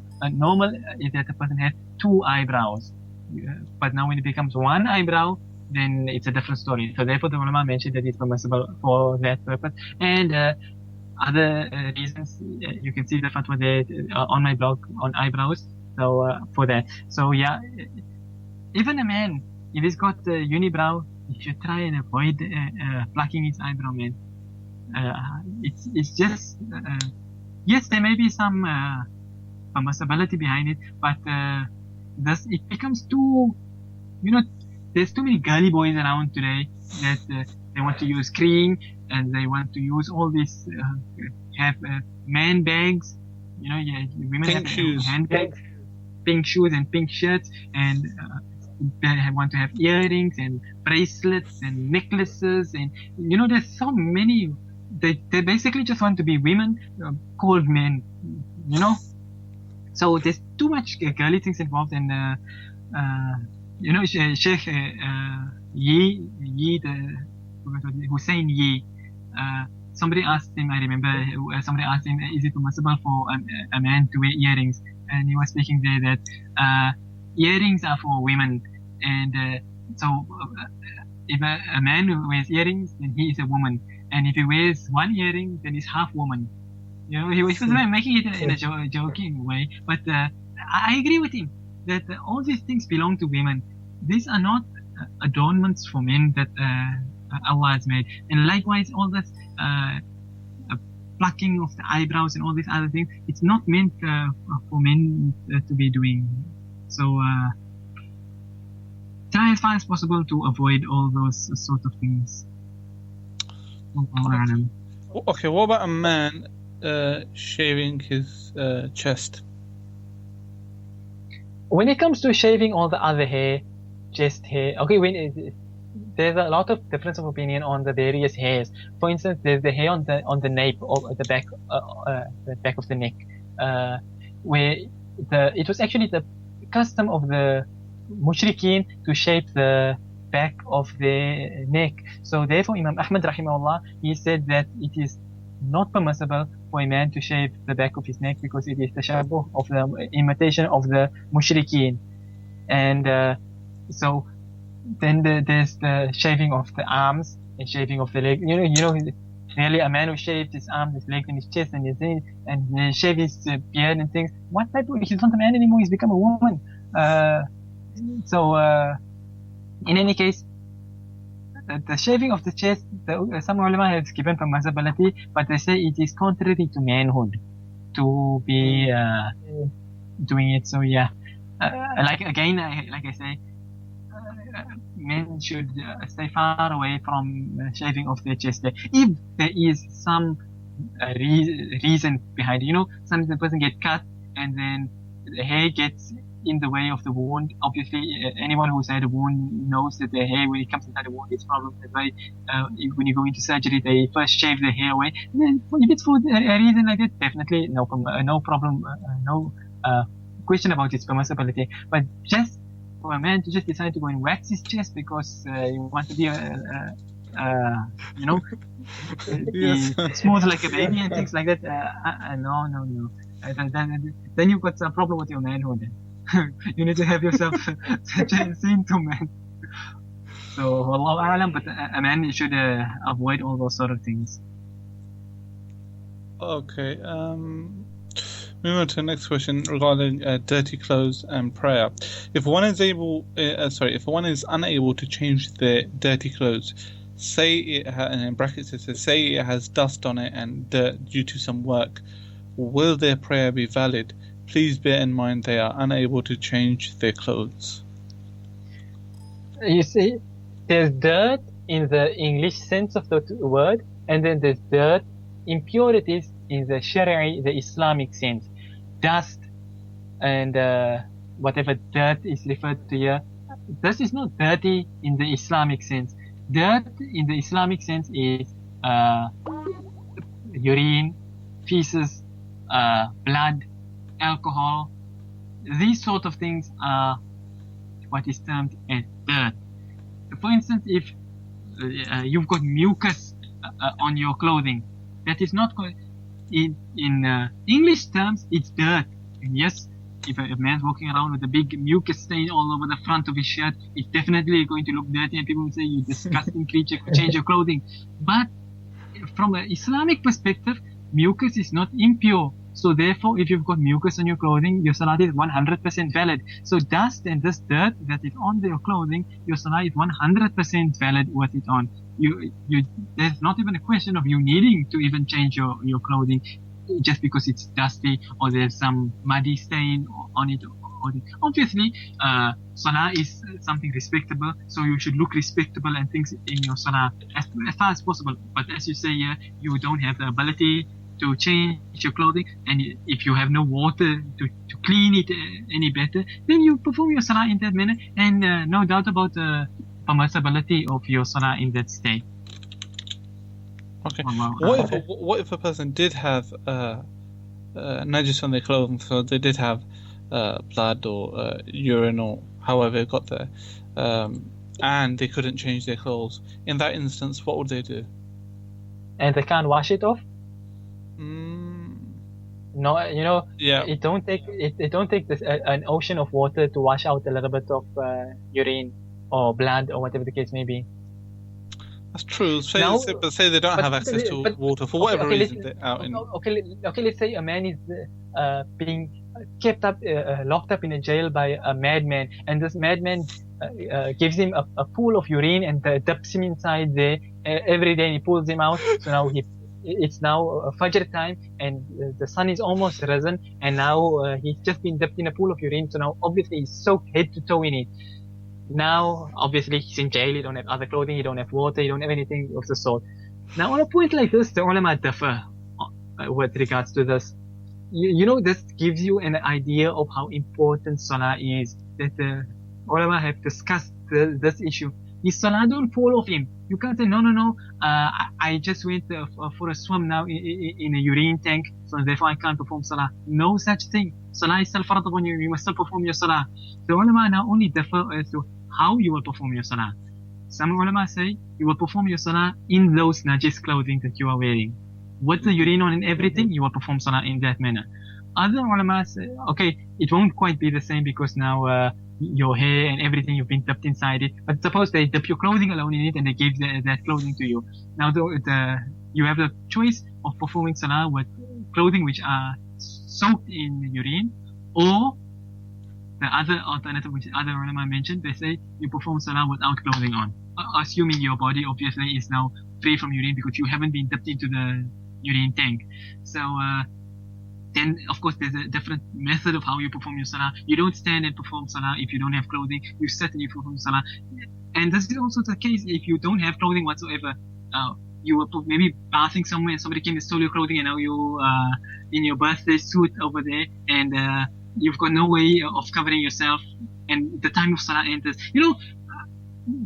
How a person should just spend a moment to think on how important salah is. That the main question, the main thing occupying your mind now is I'm going to get some clothing. I'm in the middle of nowhere and I've got no clothing. That is the question which is occupying your mind. But the ulama have shown the importance of salah so much that the time of your mind should be thinking, okay, the time of salah is ended. It's Asr time. I'm not going to be able to get clothing here anywhere soon.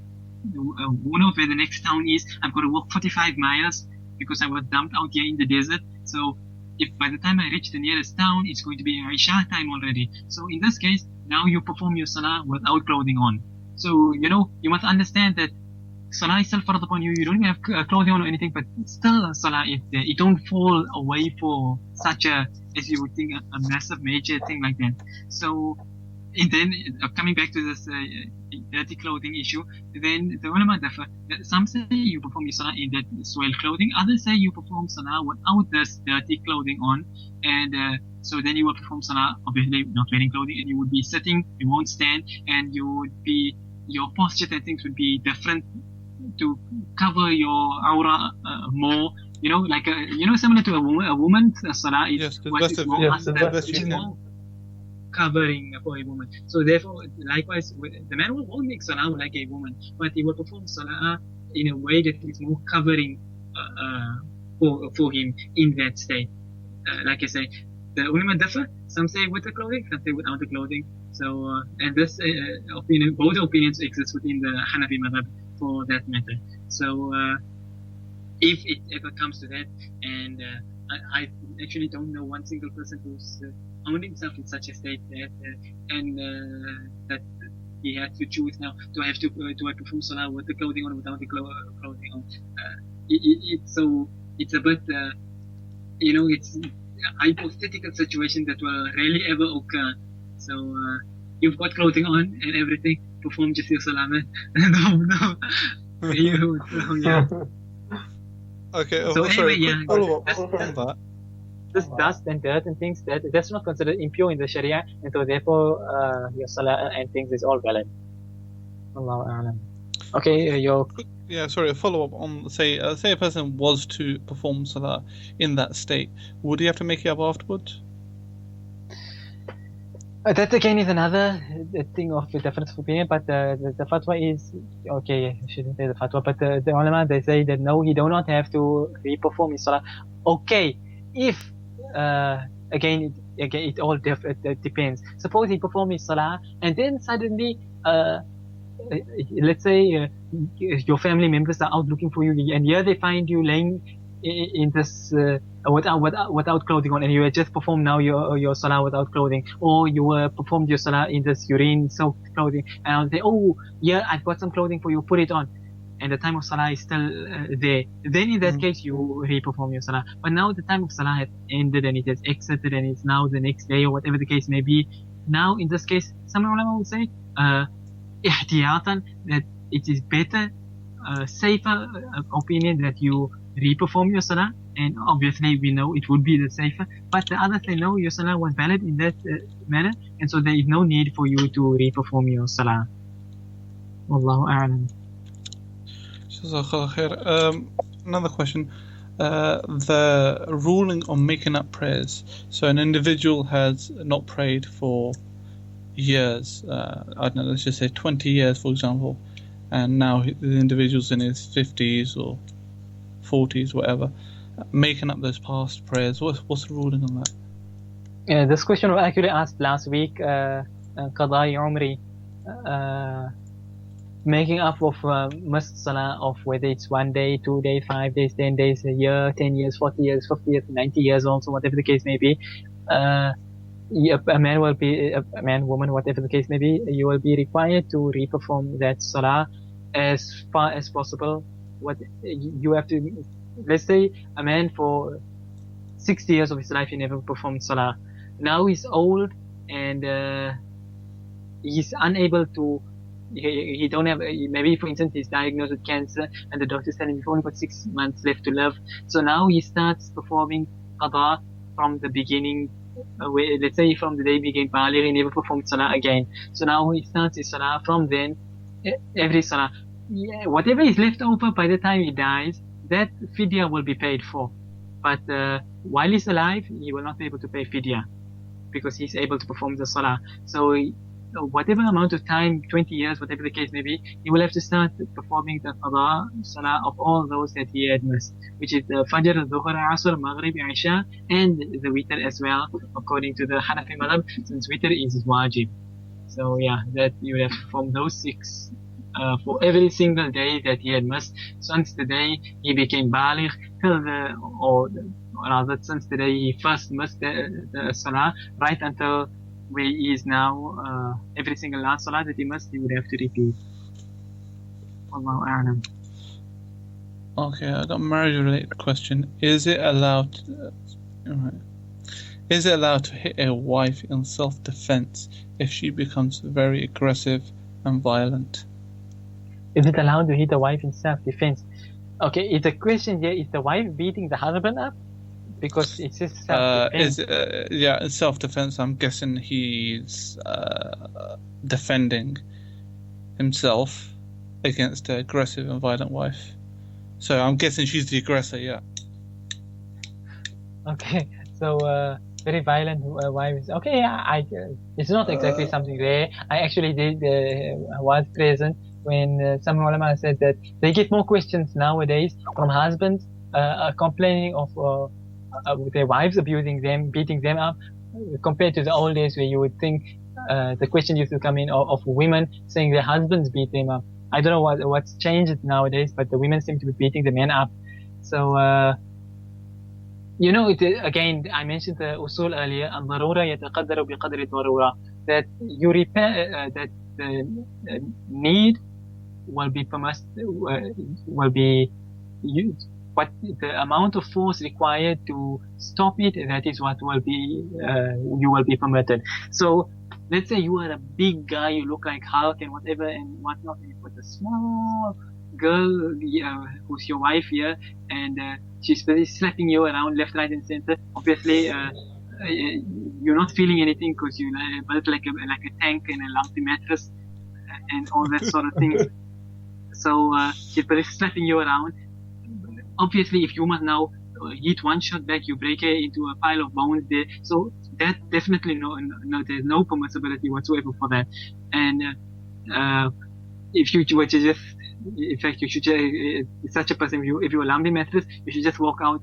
She won't be able to harm you. But no, it's a difficult question because it can have various methods and cases.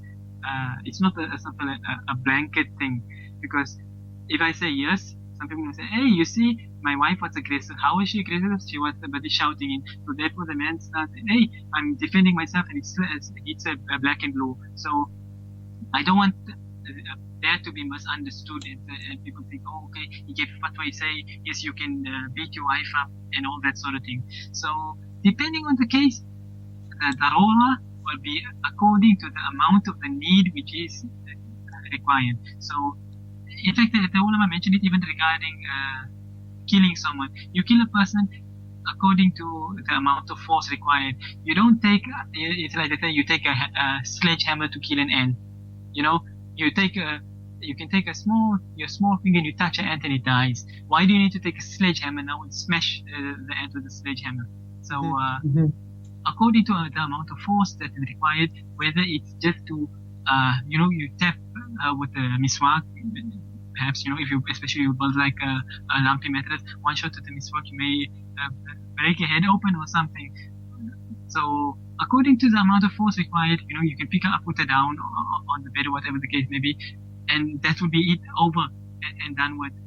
It's not like it should become something that now in the right corner, in the blue corner, weighing in at 475 pounds is the husband, and in the other corner is the wife, and they both put on boxing gloves and start beating each other up. We don't want to see this sort of thing here, and we don't want to encourage such things to happen. So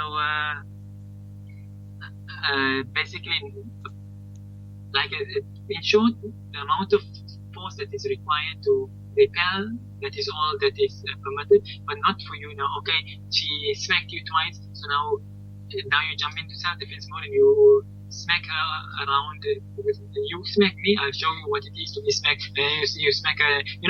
That's all these sort of things. That's why I say it's too wide a question to just give a blanket answer. But yeah, a blanket answer would be to say, according to the amount of force required, that is what will be permissible, but not more than that. So he would do enough to repel the attack. So, I mean, whatever that may be, that may be. I mean, that just maybe just pushing her away. It doesn't have to necessarily strike. You can just push her away, and that may suffice. Yeah, exactly. You maybe you can walk away. You can walk in the bathroom, for example. You don't have to resort now to force and beating them up now again, because they beat you up. Now you beat them up. Eye for an eye and a beat for a beat. You don't have to go to all those sort of things. So yeah, let's try to keep the violence out of other marriages, please. Inshallah. Another question is about a woman. About if a woman married a person who doesn't pray Salah, would she be considered as zani? If this was asked, disregard the question. I actually don't know the answer to this. Sorry, I don't know if you've answered this or not. No, that question wasn't asked before, but in any case, there's it was similar to the question of before, but no. You see, the question, the thing comes like this. Yeah, the reason of understanding the reason behind the mindset of the questioner is that the mindset of the person is thinking that a person who don't perform salah, he's a kafir. So a Muslim woman cannot marry a kafir, otherwise she'd be a zaniya. So therefore she'd be living in zina. So this is the mindset of the person who asked the question it's for this purpose here. So like I mentioned in last week's segment, that the majority of the ulama, Hanafi, Maliki, Shafi'i, and one view of the Hanbali madhab as well, they all say, I don't know if last week or the 2 weeks before that, but in any case maybe in that other segment, that all these ulama, they say that a person who don't perform salah, he is a Muslim, he is a fasik, he is a major sinner, but he's still a Muslim. So therefore, if a woman marries such a man, the marriage will be valid, and the children born from such a marriage will all be legitimate, and none of them would be considered a zaniya. Obviously, if you know such a person don't perform salah, you should not marry such a person. But if someone does do it, then the marriage is valid, and the children are valid, and everything else is all valid, and there will be no zina involved in such a marriage. Wallahu a'lam. So the short of it is the person is still a Muslim, and their marriage rather is still valid. Yeah. Okay, Because so, like I mentioned last time, is that all these ulama, they all say that the person is a Muslim. Shafi'i madhab, Imam Shafi'i rahimahullah, he says a person, if he refuses to perform salah, he is to be put to death, not as a kafir, but he's still a Muslim, but he will be put to death, like a punishment for him, but he will still be given ghusl and kafan, and he will be buried, janazah, salah, and everything will all be performed on all the rights of a Muslim. He's still a Muslim.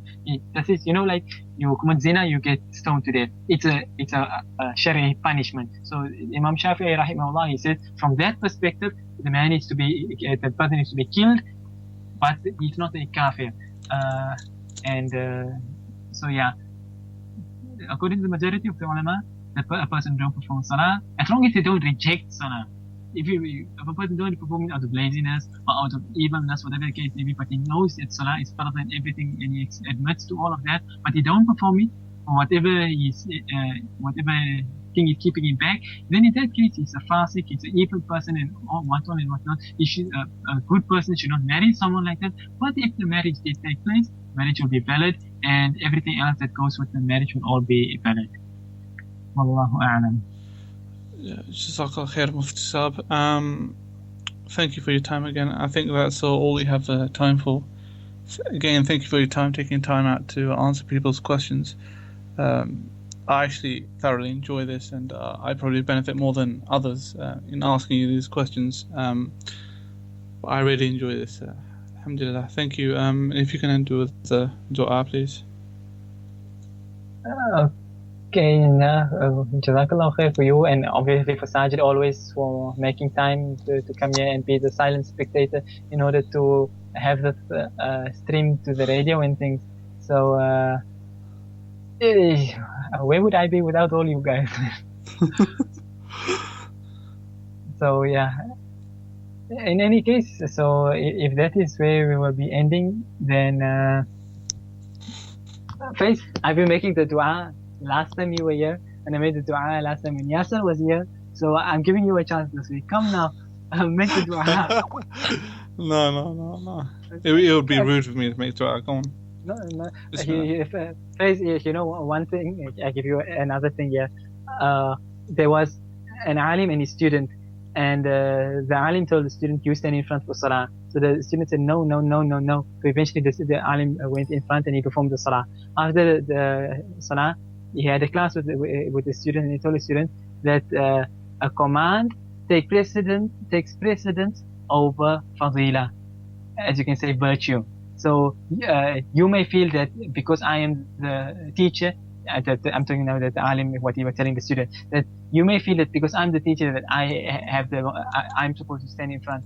But my command to you to perform the salah overrides that. So that when I commanded you to perform the salah, that is what you should have done, and not say no and say that I should go in front. So it's a bit off topic, but yeah.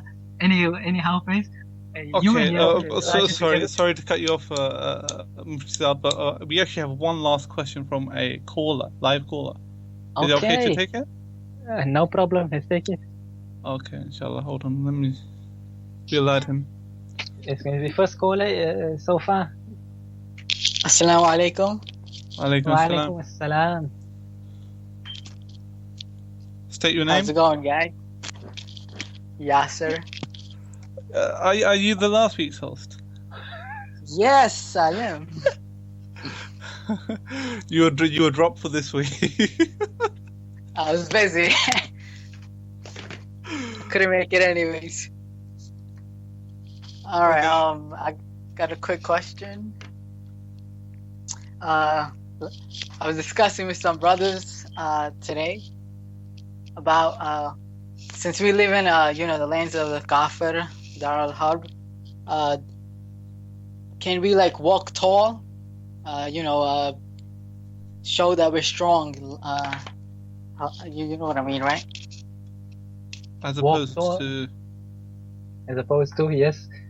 Walking humbly with your head down and looking down, and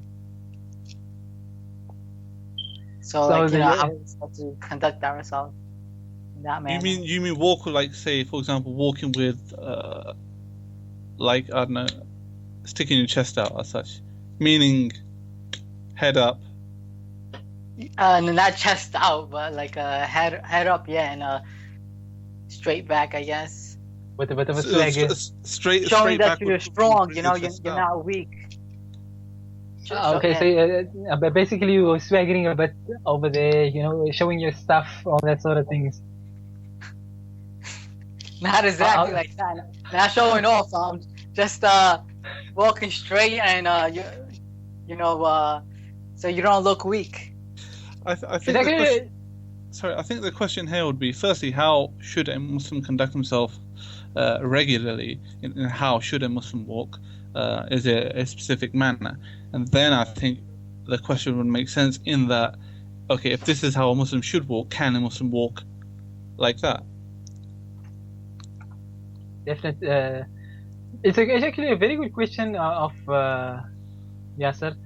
And Fais, obviously, following up with the question there, that a Muslim, we know that there's for those people who didn't sit in for the Shama'il al-Tirmidhi classes when we used to do it on Paltalk, and I suppose that would probably apply to many of you listening. So in any case, in the Shama'il al-Tirmidhi classes, we did the method of how Rasulullah sallallahu alaihi wasallam used to walk, and the ulama explained, as you mentioned in the hadith, that Rasulullah sallallahu alaihi wasallam used to walk كأنما ينحط من صبب, as though he was coming down from a high place. Like you're coming down from a slope.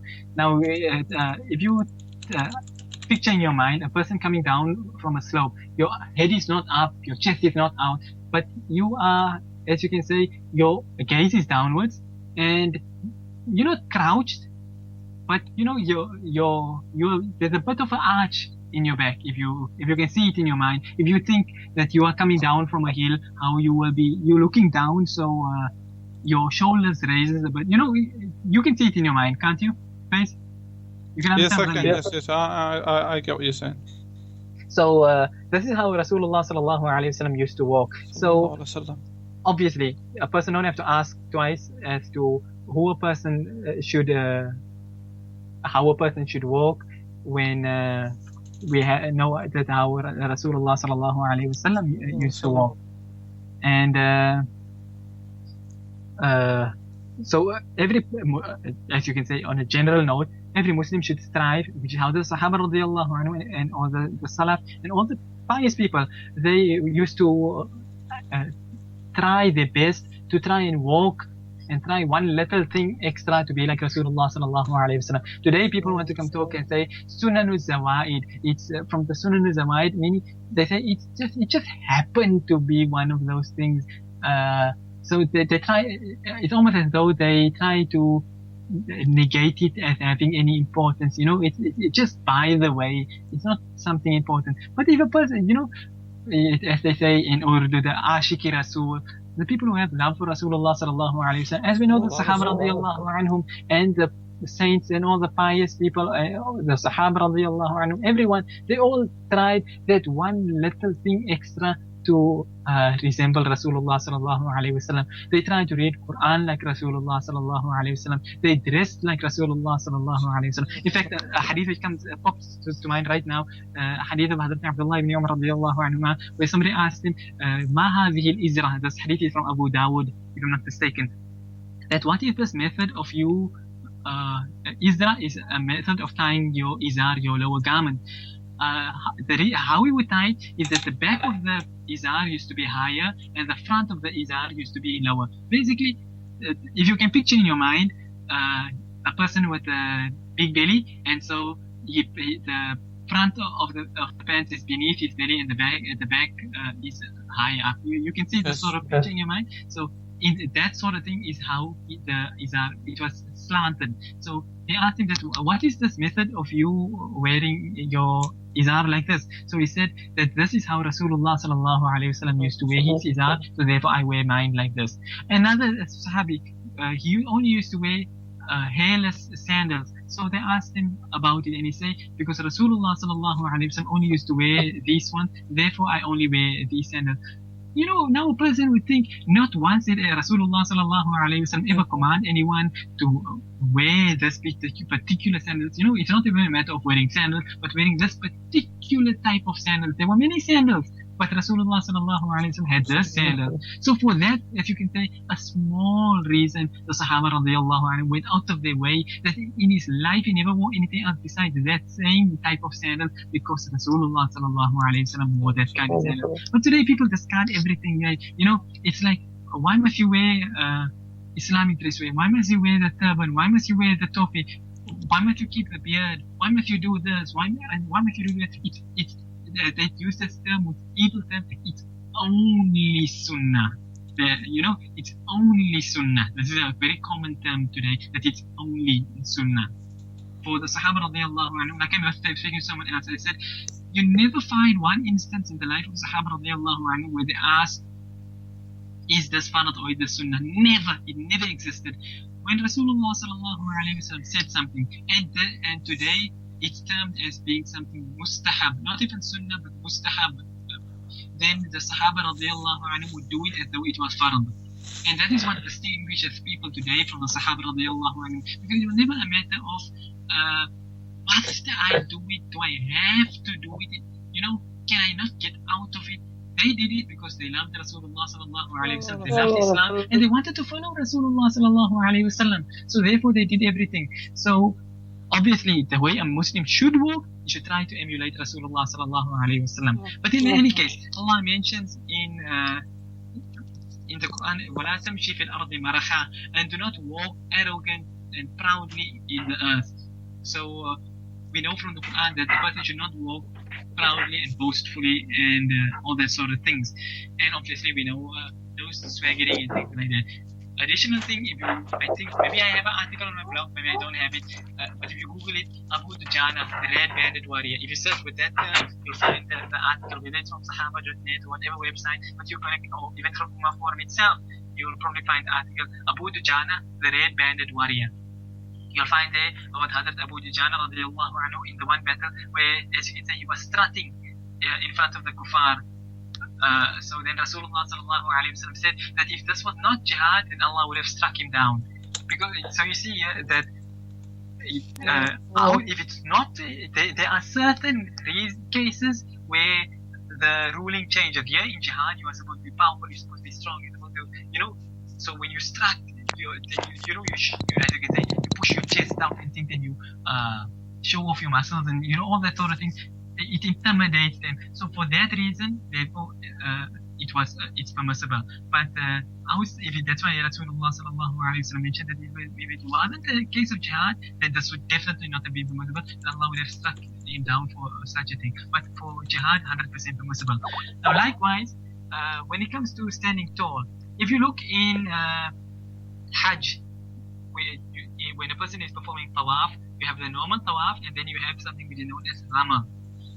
The background behind ramal is that when the Muslims came on Hajj, they were performing Hajj, and the mushrikeen, they had this concept. They were thinking, hey, the Muslims are weakened at this moment, so we will be able to look at them. They're so humble and meek and weak, and we'll be able to wipe them out. So after the first few tawaf, Rasulullah sallallahu alaihi wasallam told the Sahaba, now do ramal.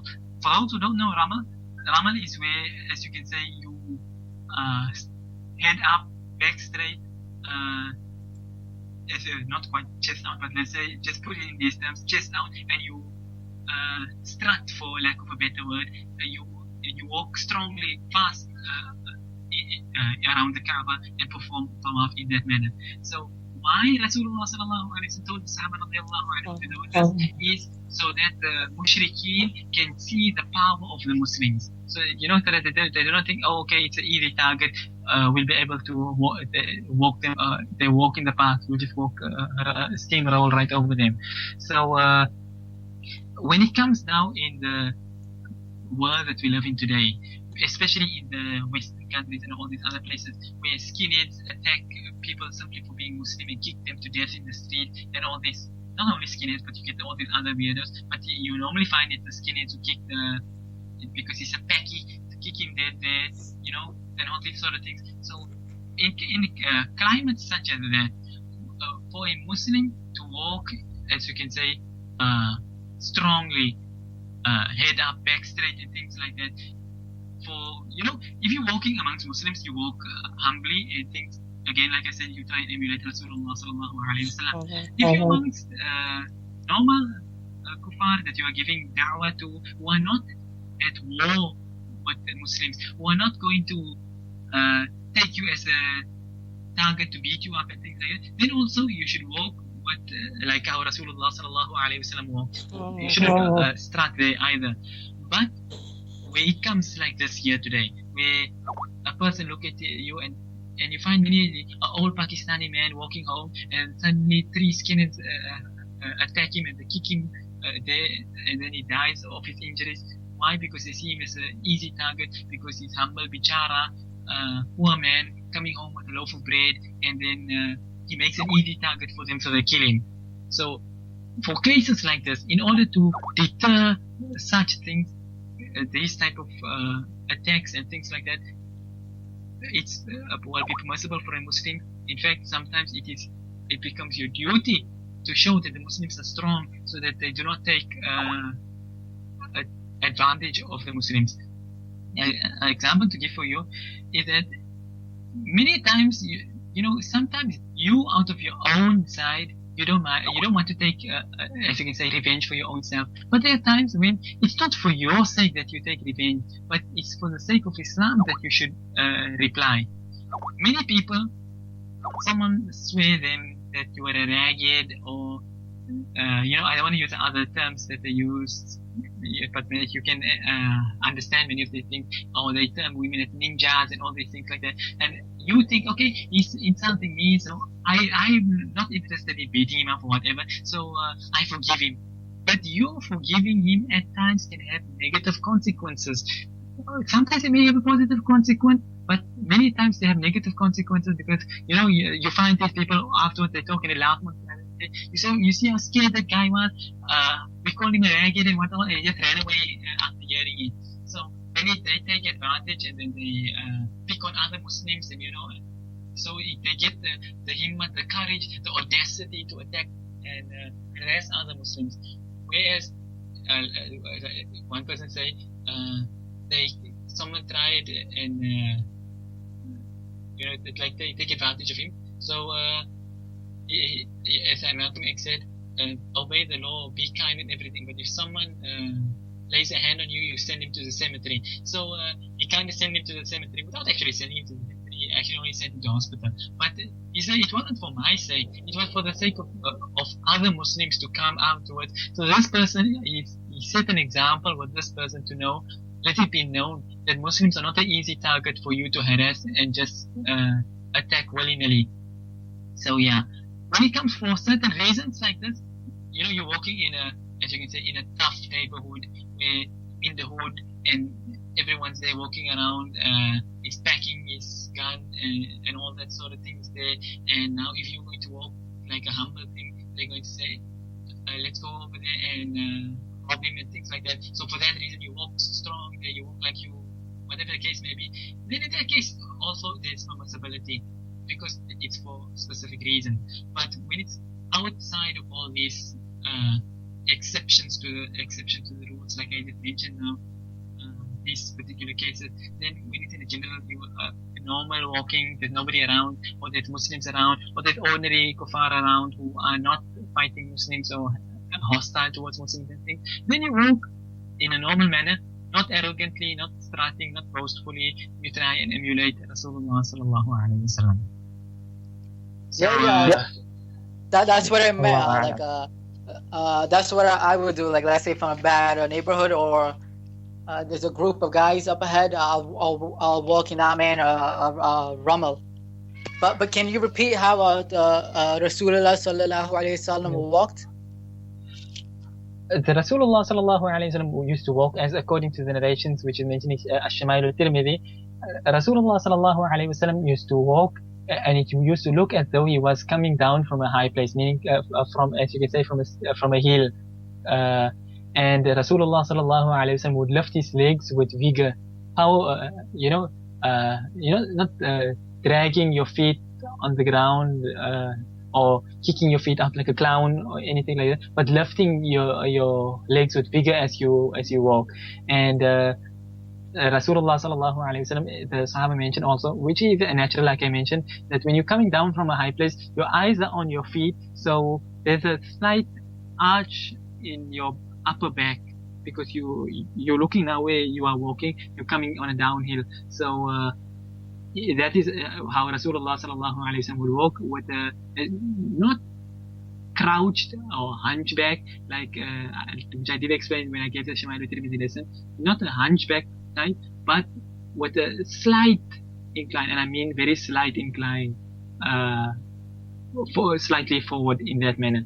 And of course, the other hadith mentioned that the gaze, Rasulullah sallallahu alaihi wasallam gaze was most of the time towards the ground. So your gaze is on the floor, and you lift your legs with vigor, and your upper back is slightly arched. So that's the gist of the hadith regarding the walking of Rasulullah sallallahu alaihi wasallam. Allahu a'lam. Jazakallah khair. Jazakallah khair for that. Is that the last question? Yeah. Okay, with that, inshallah, I think we'll end with a dua from Musab. You change switch it around, Yasser. I mean, Fais. You and Yasser today, you two are together. You can tag team and make the dua. Well, Yasser is the oldest. Yasser. تفضل. Okay. ربنا آتنا في الدنيا حسنة وفي الآخرة حسنة وقنا عذاب النار ربنا تقبل منا إنك أنت السميع العليم ربنا واجعلنا مسلمين لك ومن ذريتنا أمة مسلمة لك وأرنا مناسكنا وتب علينا إنك أنت التواب الرحيم سبحانك اللهم وبحمدك أشهد أن لا إله إلا أنت وأستغفرك وأتوب إليك. Okay, Jazakallah khair for that, Yasser. So on that point, perhaps we may see you again next Thursday for another session, another Q&A session. But like I mentioned, there's forthcoming attractions regarding Ummahradio, but that will all be discussed and divulged on the forum itself, inshallah. So for that, you're going to have to wait, and we'll see how things go in due time. So on that note, وصلى الله وسلم وبارك على نبينا محمد سبحان الله وبحمده سبحانك اللهم وبحمدك نشهد أن لا إله إلا أنت نستغفرك ونتوب إليك. From myself, Abu Musab, I will be logging out. So Assalamu alaikum wa rahmatullahi wa barakatuh.